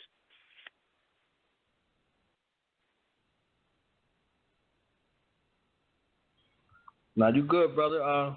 You can continue on. I just want to get a call-in number for anybody who may have a question or comment real quick. Live with Shyaam The Liberator. The phone number to call in is 713-955-0707. Again, that's 713-955-0707. And press 1 with your questions or the comments. Or in the chat room, you got a question or a comment, you can post it there, and we'll get it to the brother. Indeed, definitely. Well, yeah, this is the thing. When we look at these treaties, you got some people who don't agree that the treaties are significant, that they're non-applicable, and I can't really say I can't agree with that really because it's not accurate. But I will say this: let's take the Treaty of Peace and Friendship, which is just one of the Moorish treaties. You know what I'm saying? It's just one of them. That treaty specifically says that if there's any matters of controversy arising between Moors and Christians, that the Islamic law should govern it, or sacred Mohammedan laws, they put it, or Schnook translated it.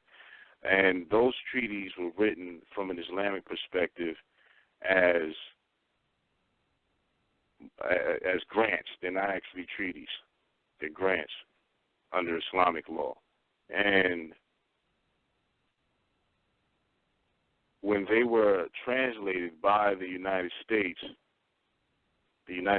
took it upon themselves to put more instead of what it says in the treaty as Muslims. And people will be surprised that Jew is, according to, and this is all in that book, Introduction to the Moorish Race and Nationality, Jew is a race and Muslim is a race. So, people got these concepts of what they believe things is, but when you dig into the law, which sets the parameters for this stuff, it's not what you think. There's the layman discussing things, and then there's when the expert discuss things. On the expert level, on the scholastic level, Muslim is a race, and Jew is a race. So again, the treaty says Muslim. The United States translated that as Moor, because to them it's one and the same, and specifically they wanted to highlight that these were who they're calling today black men that they got these treaties from, and they understand that their introduction to Islam was through us. In fact, the KKK wrote a letter to Elijah Muhammad one time saying that Islam is a nigger religion. What do they call the Eastern? They call them sand niggas. So to understand that Islam was interfacing with them through these Islamic sovereigns that put protections in place so that we can recover certain things later on down the line, because they are obligated to do so when making treaties and when making agreements and contracts, which is, solidified by Quranic law, by Islamic law. So, these components is very, very key to understand that when they made these particular treaties, these treaties already set in motion how we were supposed to be dealing with each other. Now, again, people will say, "Oh, white man, he don't respect treaties and stuff like that." Again, it's not supposed to be enforced by us to get respect. We're supposed to do what we're supposed to do and use it as leverage to make certain arguments to justify certain actions, which is exactly what he does. It's not about, and these treaties are different than the Indian treaties. Yeah, he breaks his treaty, breaks his agreements and stuff like that, but it's a lot more technical than that. Breaking a provision in the treaty doesn't mean that the whole treaty is violated, because it says that if certain conflicts arises, that Islamic law is supposed to take precedence. Now, Oklahoma, they tried to ban Islamic law from being applied, but they couldn't because they said if we're going to ban Islamic law, we got to ban German law, we got to ban French law, because Islam is recognized as a separate body of law, foreign. Okay, so whatever prejudices our people have, there is no way to, based on history and law, based on the mathematics, based on history and law, there's no way to get in position to achieve the level of liberation, independence, and freedom that so many of us are discussing in this era and in times that passed without first understanding and cohesively applying the Moorish identity with Islam. Now, there's differences. You got your Nation of Islam, you got your Moorish Science Temple Islam, you have other types of sects in Islam, and these particular groups, everybody think they have the right solution. Everybody think they're right. You know what I mean? Everybody think they're right. Everybody think their way is the right way. And, it is what it is. However, when you got Ahmadiyya, you got a lot of different sects out there. You know what I mean? And I seen an article on the site called Quartz one time, and it said that there has to be some type of American coalition that brings harmony between the various sects of Islam in America, which is achievable because it's not achievable in other Islamic countries. It'll only be achievable in America because of the way it's set up. And plus, all Muslims get lumped in the same group, regardless of what their set is, what set they are repping. You see? So, but what I'm saying is, what I recognize from being out here trying to help our people for so many different years is there is definitely a moral and spiritual deficiency. People who are just messed up, man. They just messed up. It doesn't matter what kind of righteousness y'all trying to do. If you messed up, you messed up. And the deen helps with that. That's what it's there for. And it's important because you cannot achieve statehood politically without having a certain moral character. They say a state is a moral person in law. And a state has to have moral character. You understand? So a lot of these things intersect and they come into play, because the reality is, when we look at how many nations that Islam, as revealed by the Prophet Muhammad sallallahu alaihi wasallam, how many nations that has established versus how many nations the Nation of Islam or the Moorish Science Temple or any other Islamic sect in America that's on the path of innovation, how many nations have they created that are actually have their own territory, their own borders, and different things like that? Zero. That's not to take a shot. I'm not taking a shot. I'm not saying, yo, stop doing what you're doing. Hey, you know what I mean? Allah knows best, and Allah guides whom He chooses. I'm just simply saying that you have to draw a correlation with the people who are practicing these forms of Islam versus the ones who are not, are having certain successes. Let's look at the Moorism movement, the Moorite Brotherhood for Senegal. They reached out to us at Murakush too, because they respect the work we're doing. They open an invitation.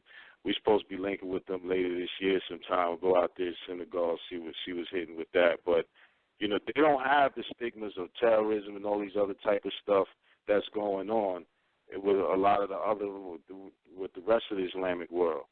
You know what I'm saying? Because of how they practice Islam. And they're also known to be very good businessmen. You actually can't do business in Senegal without going through them, number one. And then number two, they're all throughout Europe. They're all throughout a lot of places. They're all in America. They're merchants. So they travel. They're doing their thing. And then they got Tauba, which is one of the biggest places that Muslims make pilgrimage to besides Mecca and Medina. Now, a lot of brothers from America, a lot of Moors from America believe that Islam is Wahhabism, or that the 5 pillars is Wahhabism. I saw some Muslims, some Moors, some Moors Americans talking about how we don't practice Ramadan. Now, see, this is the European. He knows who's who and what's what. Even though they get lumped together, when they know your doctrine, they know you ain't got certain things, and they just gonna put you into a certain rank and file. For instance,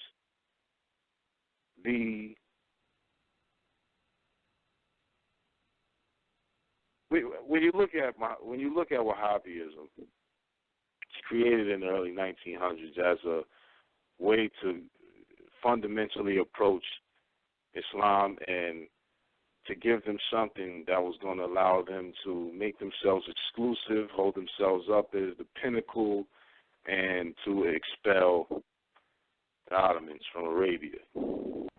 That's what it was for, but it's not the 5 pillars.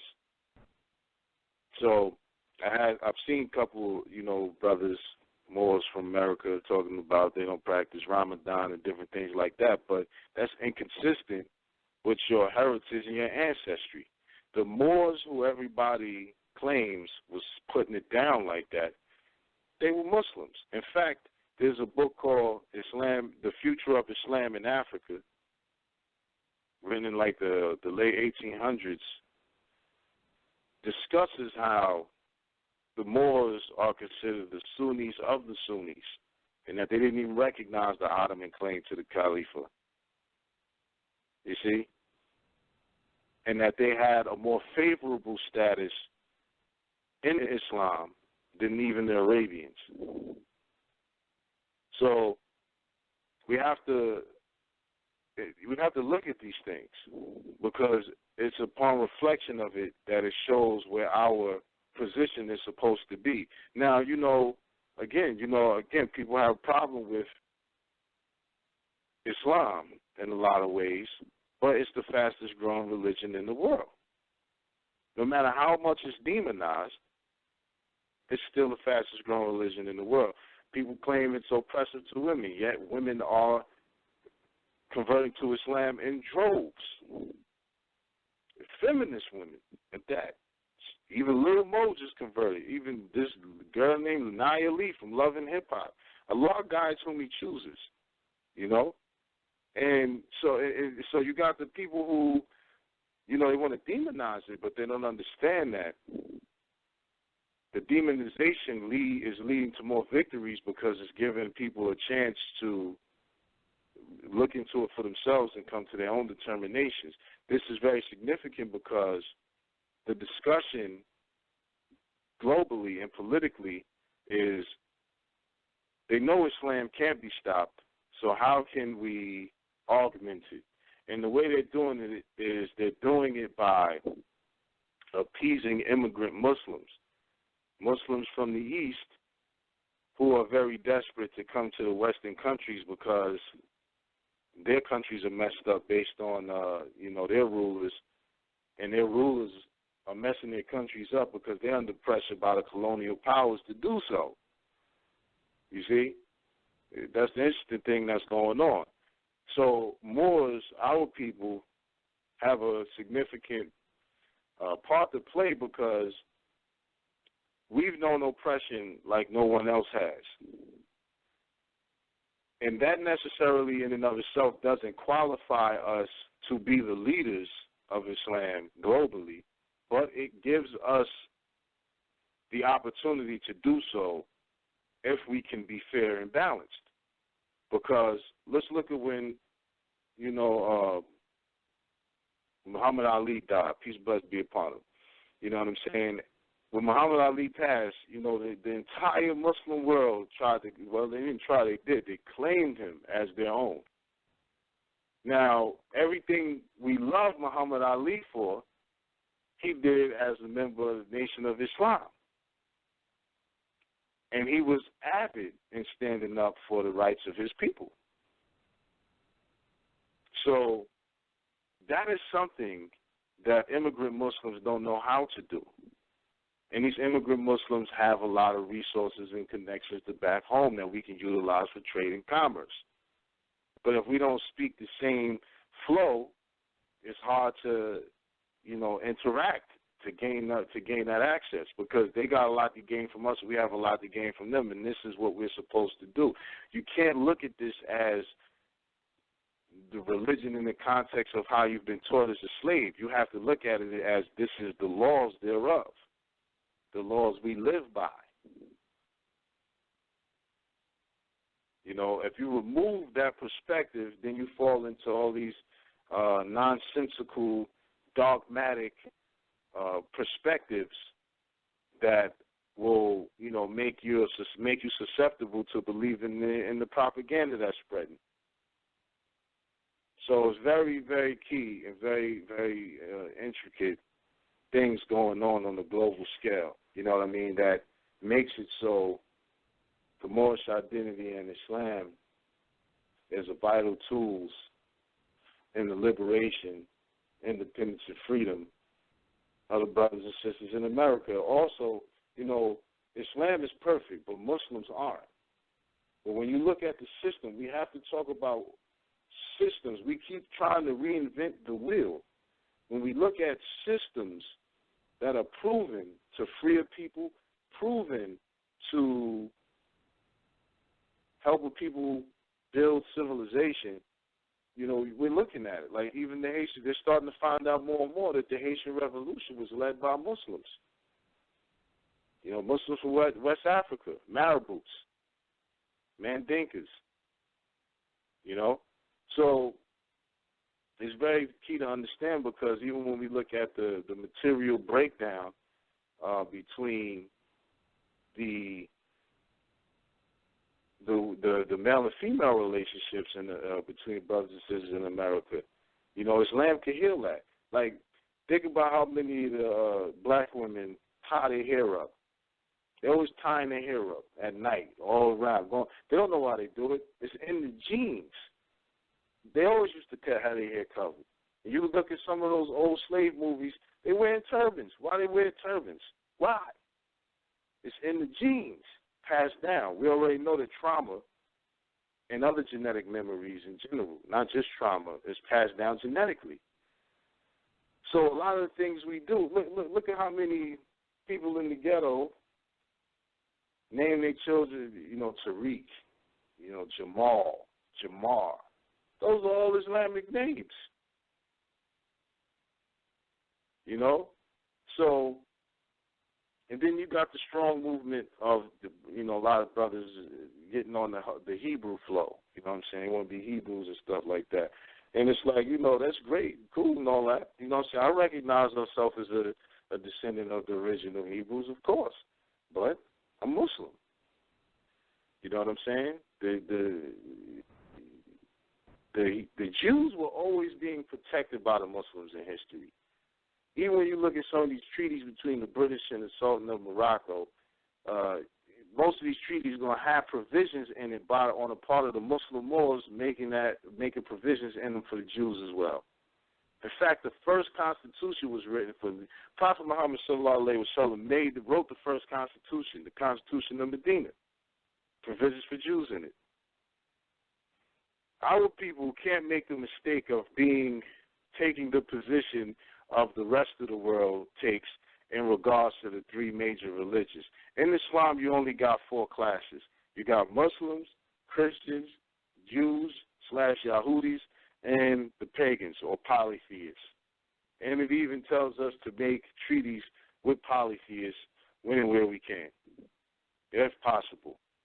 Islam is always telling us to make treaties, if possible. So for the brothers who don't want to rock with that, that's cool. But, it's always been the Muslims in the black community who gave and who sought to give protections to all of our people, regardless of what their beliefs were. You can even see that today, even though they're on the path of innovation, you can see that with the Nation of Islam today. Any Fruits of Islam is always there to try to help provide security for brothers and sisters. See what I'm saying? That's the duty of, the Muslims and stuff like that, helping. So don't fall for the propaganda. Now, again, like, as a human species, we're not perfect, so people are going to make mistakes. But my point is that that system is proven to lift the people out of oppression, and it's proven to build civilization, and it's proven to bring even people back from the Dark Ages. You see what I'm saying? So the two components, now, just on the flip side, you'll have a lot of immigrant Muslims or foreign Muslims from the East that will try to tell brothers that the Quran is against nationalism. That's not true.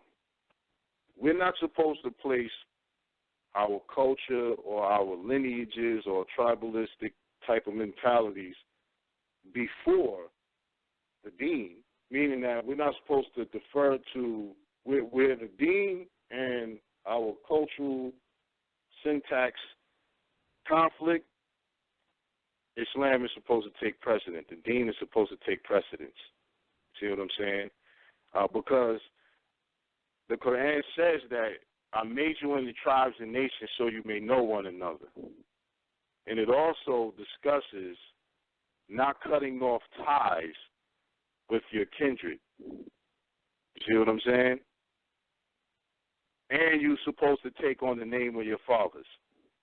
Now, I've had quite a few Muslims who've come through to Murakush, correcting their status, brothers correcting their status, and they'll say that their imam told them that they don't need to change their name because they're supposed to have the name of their fathers. See, these immigrant Muslims, like, first of all, they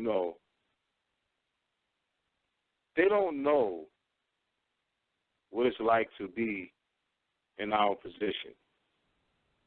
So may Allah have mercy on them, because they just don't know certain stuff. They don't know the nature of the experience.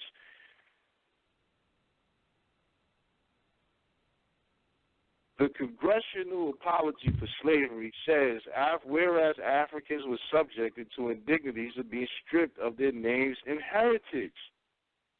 That means that the name you bear is not your father's name. It's a slave name. Look at Roots. Kept trying to force Toby on Kunta. Kunta wasn't having it. They made him say it when he was getting whipped, but the whole plantation knew it. And that's Kunta, man. That's Kunta. See what I'm saying? Subjected to indignities of being stripped of name and heritage. Name and heritage. That's how important name is. That is in the Congressional Apology for Slavery. So we instruct our members, you take an African name, you take a, indigenous tribal name, or you take an Islamic or the Arabic name. You know what I mean? Dana Reynolds, again, the scholar, from Chicago University, was on the show. She said Arabic was the black man's language for a long time. I encourage anybody, I get a chance to listen to that show. You know what I mean? She solidifies a lot of things. We have to remember that because of our stripping, the world has us thinking that who we are today is all we ever were, which were slaves. It's not true. We're all of those things. We're all of those people. In fact, the Britannica, I forget what year it is, but the Britannica Encyclopedia says that the American Negro is a new cultural product comprising all the tribes of Africa, including Moors and Arabs, as well as European blood and Native American blood, as they say, in the Britannica Encyclopedia. You see? So then you also got, when those farm Muslims, they'll say, no nationalism, no tribalism stuff, but they got their nationality. Pakistan broke off from India. You know what I'm saying? Nobody's telling the Pakistanis, hey, you got to drop your nationality. So don't let people, because wherever we're going to see the same problem wherever we go. When I look at the black guy, to me, the population of brothers who are able to do something in this country for us is going to come out of the Moors, and the black Sunni Muslims. Black Sunni Muslims need to pick up the Moorish identity, and the Moors need to pick up Quran and Sunnah. And that will create the synergistic catalyst, for the liberation and independence. Those two groups right there I've zeroed in on, have the most potential. The Kemetic brothers, Lord mercy, God bless your soul, man. But y'all just not ready for y'all not ready for the drama like that. The Christian brothers, they're not practicing the Christianity that the European practice, because that Christianity says you take your enemy to war. You know what I'm saying? They're not practicing that. They practicing the religious instruction of the Negro. You know what I mean? Take whatever the slave master giving you to digest and swallow that. The Hebrew brothers, you know what I'm saying? They got some claims, they got some good things going on, but they're isolationist. You know what I'm saying? They're isolationist, and that's not going to work when you they're not a proselytizing type of people. So they're not going to have converts. You know what I'm saying? This is all about converting. You see what I'm saying? The last 2,000 years has been shaped politically and legally by the Muslims and the Christians. You know what I'm saying? And the Ashkenazi Jews have become placeholders and very significant in world affairs because they've decided to embed themselves into the banking system and into the legal system of all countries and all governments. You see, this is why people always talk about getting a Jewish lawyer. You know what I'm saying? And Jews dealing with banking, and they control the media.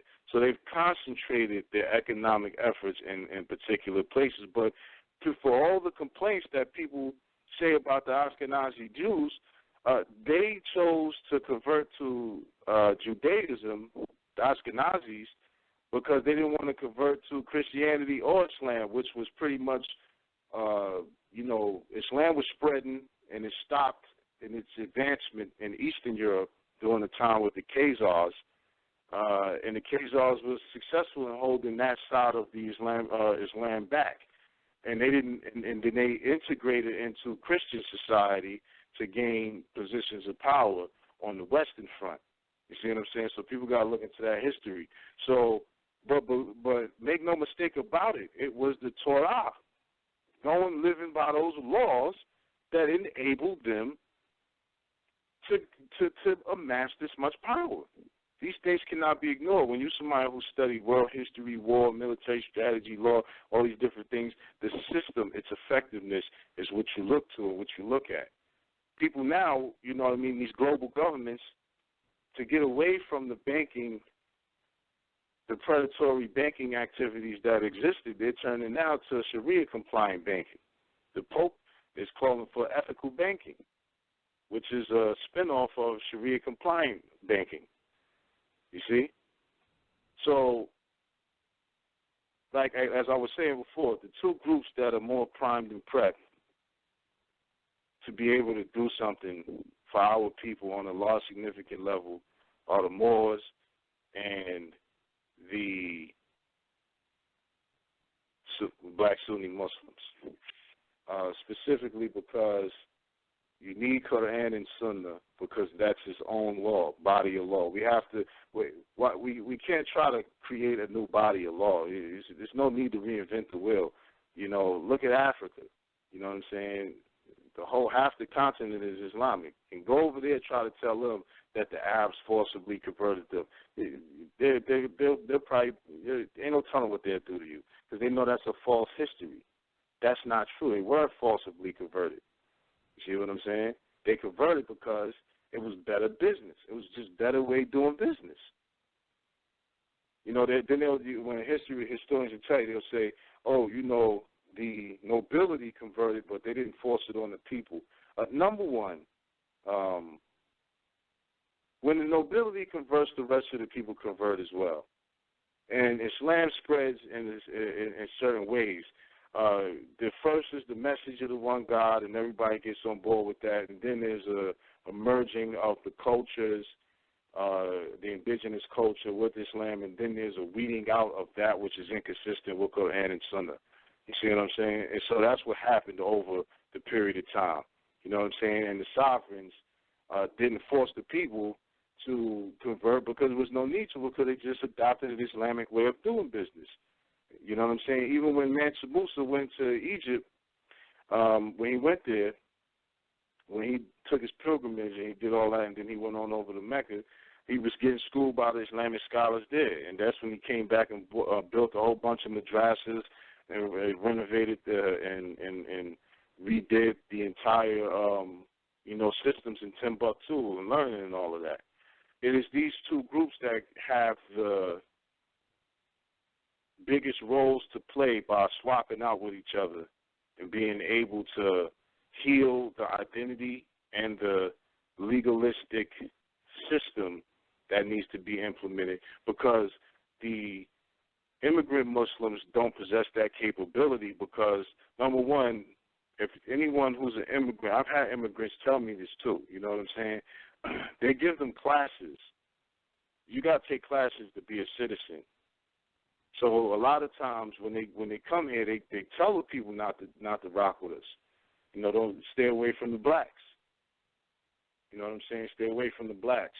And when they're just like, say they're on the visa and they're at these corner stores and stuff like that they own, they get paroled into the country.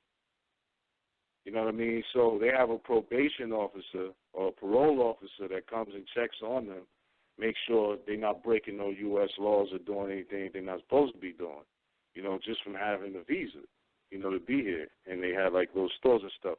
So it's the middleman is in the way, telling them not to rock with us, demonizing us all over the world and demonizing them to us and demonizing them all over the world. So by the time they get here, they they disillusioned. So, like for instance, like last summer, I spent a considerable amount of time going to different masjids, and there was something with the white supremacists had put out, some kind of thing that they was going to start attacking Muslims and masjids and stuff like that, and so they started coming to the black masjids a lot, the African American masjids, and it was on this whole, we in this together type of stuff, because they're not used to dealing with that type of drama in America, being that, they look at this as the great land of opportunity and freedom, and it's better here than it was in their country. See what I'm saying? And another thing, too, is, when I talk about Islamic law and all that, like, Islamic law is not supposed to be forced on people who are not Muslims. See, that's the more propaganda. The Muslims are coming, they're going to force Sharia on us. That's not how it works, man. You know what I'm saying? Even in Egypt, they interpret it just like the U.S. You got U.S. law, and then if you got people subject to other laws, you govern them and adjudicate them based on the law that they're governed by. It's the same thing. In fact, they get that style of adjudication and jurisprudence from Islam. See what I'm saying? So it's very integral, you know what I'm saying, to understand these components. You know what I mean? Very, very integral. But at that point, I'll digress. If you got anything you want to add, brother, or say, you know what I mean, before we continue. I know the brother Al-Amir has been waiting for a little while, so I'm going to bring the brother in. And we've got about 20 minutes left live, so if any of the family had any questions or comments, they should do so at this time. Let me bring in the brother Al-Amir. Peace. Peace, brother. Alaikum salam, up into Allah. Yeah, I'm sitting in here, soaking it all up. It is what it is. I don't really got much else to add. I pretty much laid it all out.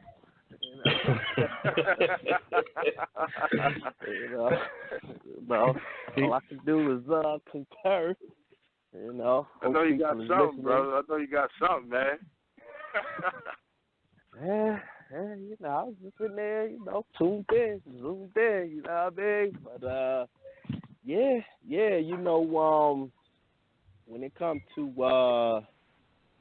the Jewish issue and stuff, they'll tell you when you look at the Dictionary of Races and Peoples that when you look at the definition for Moor, it includes, it refers you to Semitic and Hamitic. So those is two distinguished bloodlines, that so-called black folks have, directly from their Moorish ancestors. So, it is what it is. Brothers just need to get on board.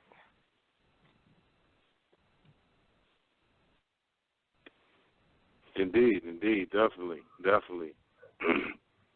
All right, we got a caller calling in from area code 716-892, 716-892. Oh yeah, you already know. I was wanting to make a comment. It's Akin Olu, man. Been building. Assalamu alaikum. Alaikum salam wa rahmatullahi wa barakatuh. Yeah, I just, was listening is like, he kind of like Al-Amir said, covered all bases, you know what I'm saying? And that was just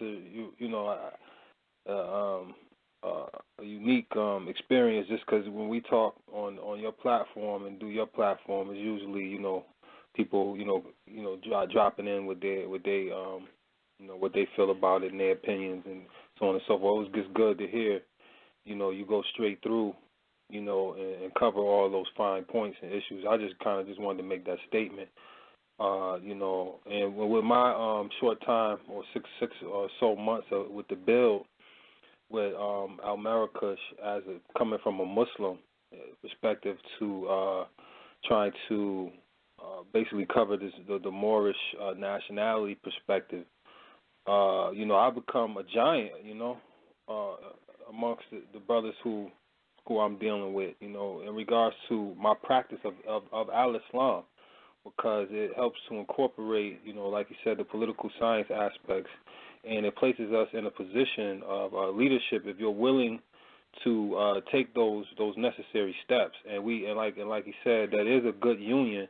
If we do need a type of situation where they recognize that us claiming our nationality is something that can help them too. I just want to kind of make that statement, or help, immigrant Muslims or, an African American should be on board with this. So we do got a whole bunch of challenges as far as, what it is that needs to happen in order for us to be able to start making the type of changes that will empower us, And I just learned, this over a short period of time, but, what the brother's saying is absolutely indeed, it's the hawk, it's correct. Alhamdulillah, alhamdulillah. Yeah, I'm not even at the level of, at the level that, what I'm saying, that Elamir and Shyaam are at with regards to claiming the nationality, but just me working towards that, just working towards it and knowing that it's the hawk and things of that nature, has already, catapulted me, in a position of leadership, whether people want to recognize it or not. They just they just feel it, they just know it, and what I'm saying, it is what it is. Indeed. Alhamdulillah. I just know a point, and I'm pretty sure y'all can go through that after. I know from international travel, from traveling to the Sudan, traveling to Ethiopia, Eritrea, Egypt, Saudi, and even in the European places, you're not really going to go somewhere. Like, even though they might popularize some of the stuff that's out there, strict adherence to generations of spiritual centers, or what we might term in the Americas as religion, is strictly adhered. It's followed. You see what I'm saying? And it becomes, it is the culture, and that becomes a part of the culture. So, just for a previous point that you made at the beginning of the discourse, Shyaam, the language being synonymous with the religion and also the law. You see what I'm saying? And the law is how things are an agreed set of ways. Things are even played out in regards to what we will see. You see what I'm saying? So you're not going nowhere as no atheist. not in Africa, not in Asia, not in what I mean. Not even in Europe. You know what I mean? And seeking any sort of asylum or alliance. So I just wanted to say that. Witnessing that around the world. Indeed. The interesting thing about you bringing that up is when you bring up these particular countries, Saudi, Egypt, Sudan, these are places with a history dating back thousands of years in recorded history. You know what I mean? Over 10 millenniums. And they're Islamic.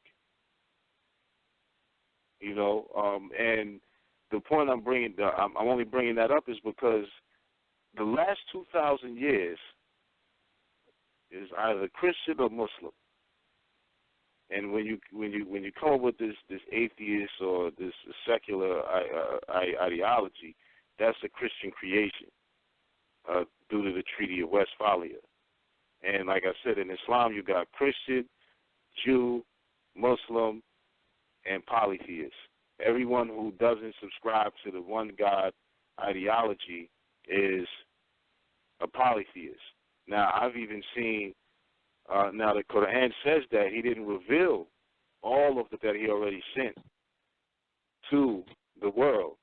And wherever you go, and you hear one teaches about the oneness of anything, or one, or the one God, then that's an identifying factor into how that may have been a prophet sent from Allah subhanahu wa ta'ala. Now, the interesting thing about that is I saw a Chinese dude who was a Buddhist, grew up Buddhist, who said that the true teachings of Buddha was not that he was God, but that there's only one God.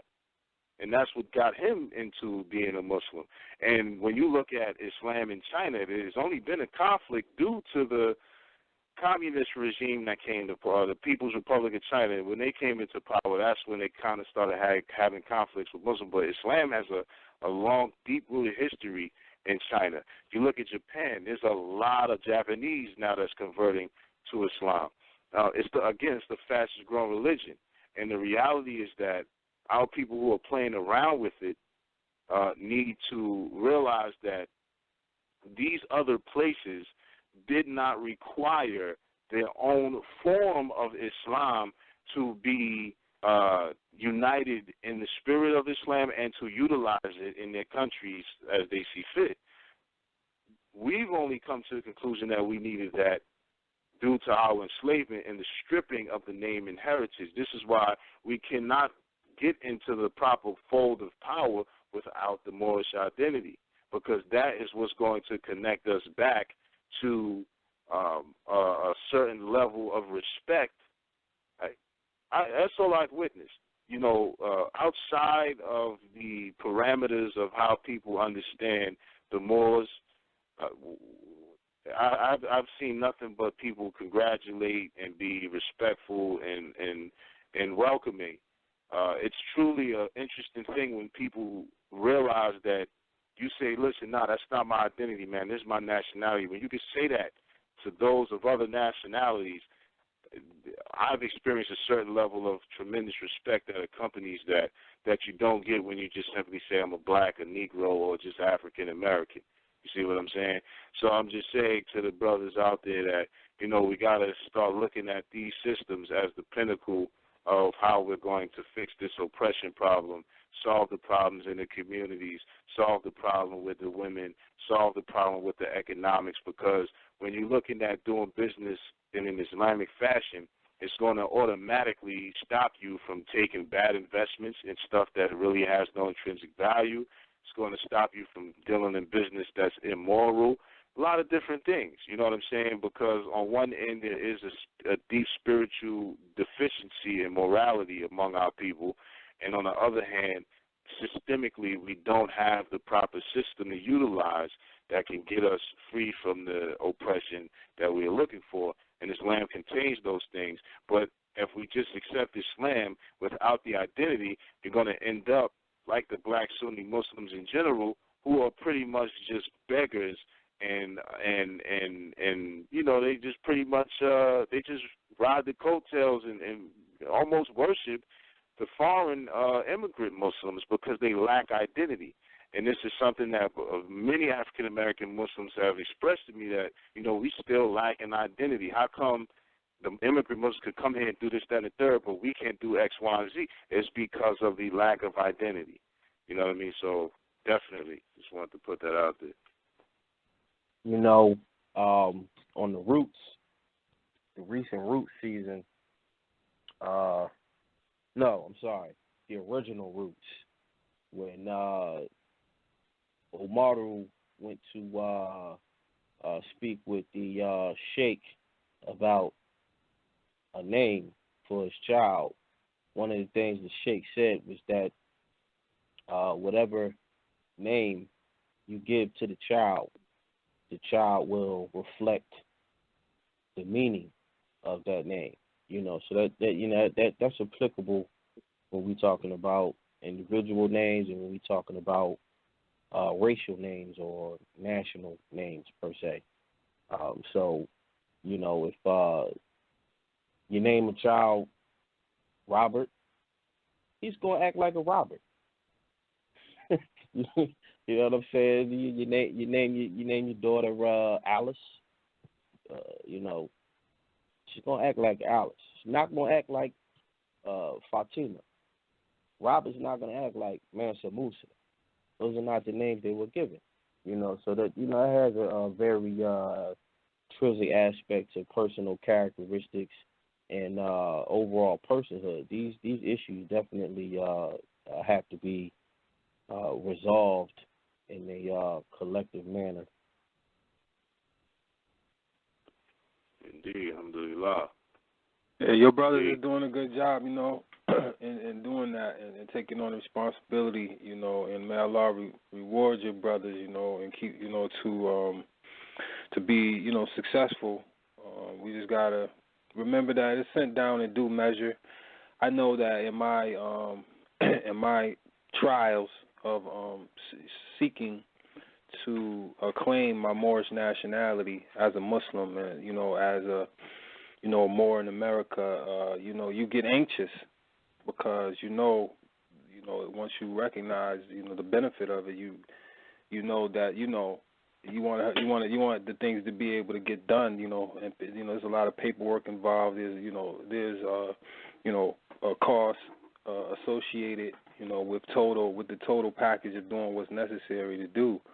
And a lot of times we have situations that may be an obstacle to making it happen, but it's still a struggle. It's life. It is what it is, and it's a struggle that makes you stronger. So it's just, I'm glad, alhamdulillah, brother, that you allowed this platform to present this information, because it's definitely a need to get this information out here to the community in a thorough way, in a thorough manner. And I just appreciate that there's other platforms out here that are willing to have the brothers represent, inshallah. Alhamdulillah, yeah, I definitely got to give you honors, brother, for again, like I said, opening up the platform and allowing me to share this information. You know what I mean? A lot of this stuff don't get through to the general community because of a lot of their biases. But you're one of the brave brothers out there who's willing to be fair with your platform. Like I said, so definitely appreciate it. Alhamdulillah.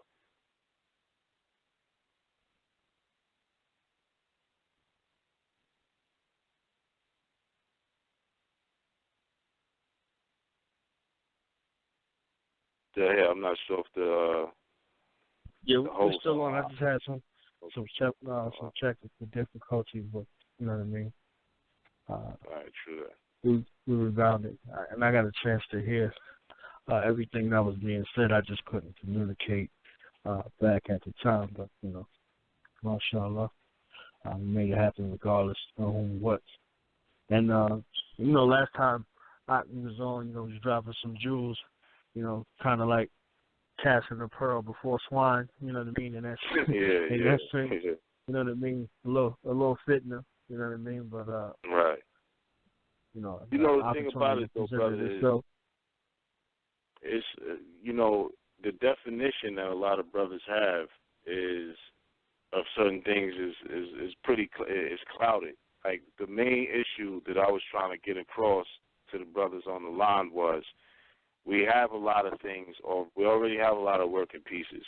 We have to deal with this identity and status issue, because if we don't, it allows us to still suffer what we're suffering from them, and them to be justified due to the fact that we're claiming to willingly be their subjects.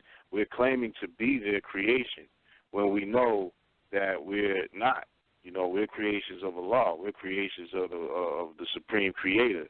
Whatever name you want to call it, as long as you acknowledging this, the supreme creator of all things, that's who we created from. We're not his creation. So he has the right to do what he chooses to do with his creation. And he has created this creation, this character that we willingly fill the role of, to be oppressed and to be downtrodden and to be victims. So until we deal with that, like, one of the brothers on the line, he was saying X, Y, and Z, and I was like, well, are you a U.S. citizen? He tried to get around it, but he agreed that he was. Now, you just agreed that you're their subject and you're their property. However you want to look at that. That's not to judge anyone. That's just to say that is what it is. And to deal with that is an issue that leads us into a larger discussion that we keep avoiding, which is sovereignty. You know, some people say that, you know, we're not supposed to be seeking sovereignty and different things like that. That's their opinion. They're entitled to it. That's fine. However, if we're going to talk about freedom, you can't. Part of being free is having sovereignty. You can't have one without the other. You know what I'm saying? As a people, and we have to do that to allow us to make the moves that we need to make physically. For instance, I was trying to drive across the point where the brother was saying that they're doing some kind of land thing in Oklahoma somewhere in the Midwest or the West. They had some kind of land thing they was doing, and I was pointing to the brother that that's been tried and done before. They'll just come by and bomb it, shoot it up, or arrest everybody. And I'm not saying that they wouldn't do it if you were claiming independence in your own sovereignty or whatever. I'm not saying that would stop them then, but it changes the nature of the discussion. Instead of them doing this to their own citizens, they're doing this to a people who have their own nationality, their own nation, their own sovereignty, etc., which they've done before.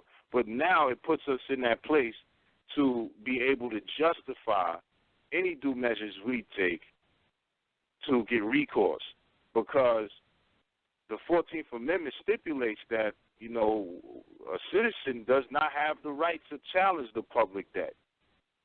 You know what I mean? And that has other implications for it. So, you know, you can't make certain challenges if you willingly at this subject is a key point. And, like, you got a lot of brothers out there that got certain movements, you know, and I'm not knocking it. Like, I think it's a real good thing. Like the Detroit 300, you know, or I forget what technically their name is, but, you know, trying to clean up things on the streets, and these things must be done. However, in application, they can never be, unless they deal with the status issue and the subject issue, they can never be anything more than a glorified snitch group, because any person that they encounter that's messing their community up and breaking the law, they have to report that to the law enforcement, because they're the only ones who are legally able to bring charges in that capacity, unless they're doing it in their own capacity directly to the court, or unless they're setting up private security firms, which is something that we've advocated be done, and that's something that we are training and teaching our members to do while setting up jurisdictions. But other than that, aside from that, they can never be anything more than that. And case in point is the case in New York, in the Bronx, where a man came home. I think he got a call from his wife, but he came home either way and found a man attempting to rape his wife. He beat the guy up, he beat him to death, and he gets booked and charged for manslaughter. You see, so you cannot protect. We as brothers in America, they do not want us to be able to have the capacity to effectively protect our women and children. And this is why the status issue comes up again, because how do you charge a man with manslaughter for, you know, killing or, you know what I mean, someone who's attacking his wife? How do you do that? You see? If a cop did that, there'd be no questions asked. You see what I'm saying? So that's some of the points I was trying to get across to the brothers, to be able to have our own determination on and say so on how we do things. You know, that's what freedom and independence is a part of that. The freedmen said, without land and ability to teach our own, school our own children, especially without land, we're still slaves.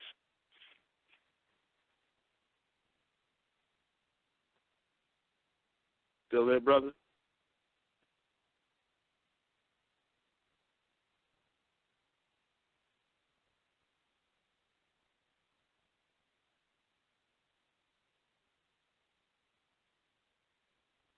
I guess the brother having some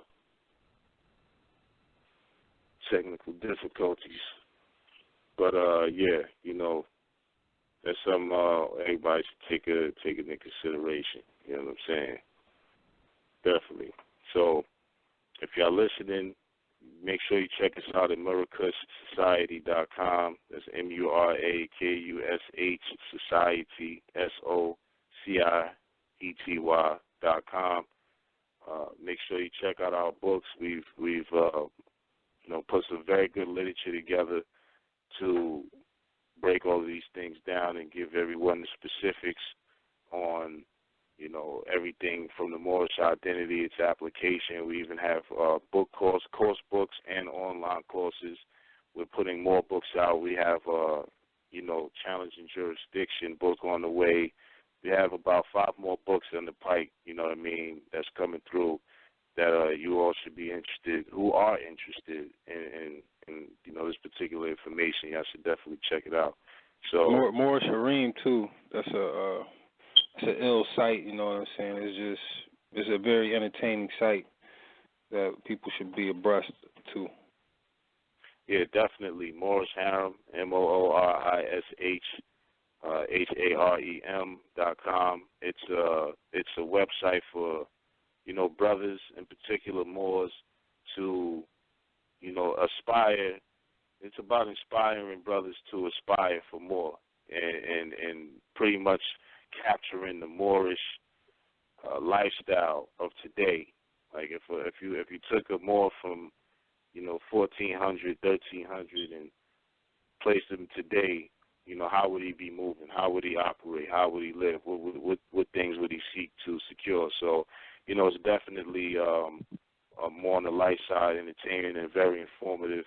You know what I mean? So y'all make sure y'all check that out. Y'all make sure y'all check out privateattorneygenerals.com as well. That's a site where we teach brothers and sisters how to, how to pretty much take due course in action in the private rights of action and civil complaints and different things of that capacity.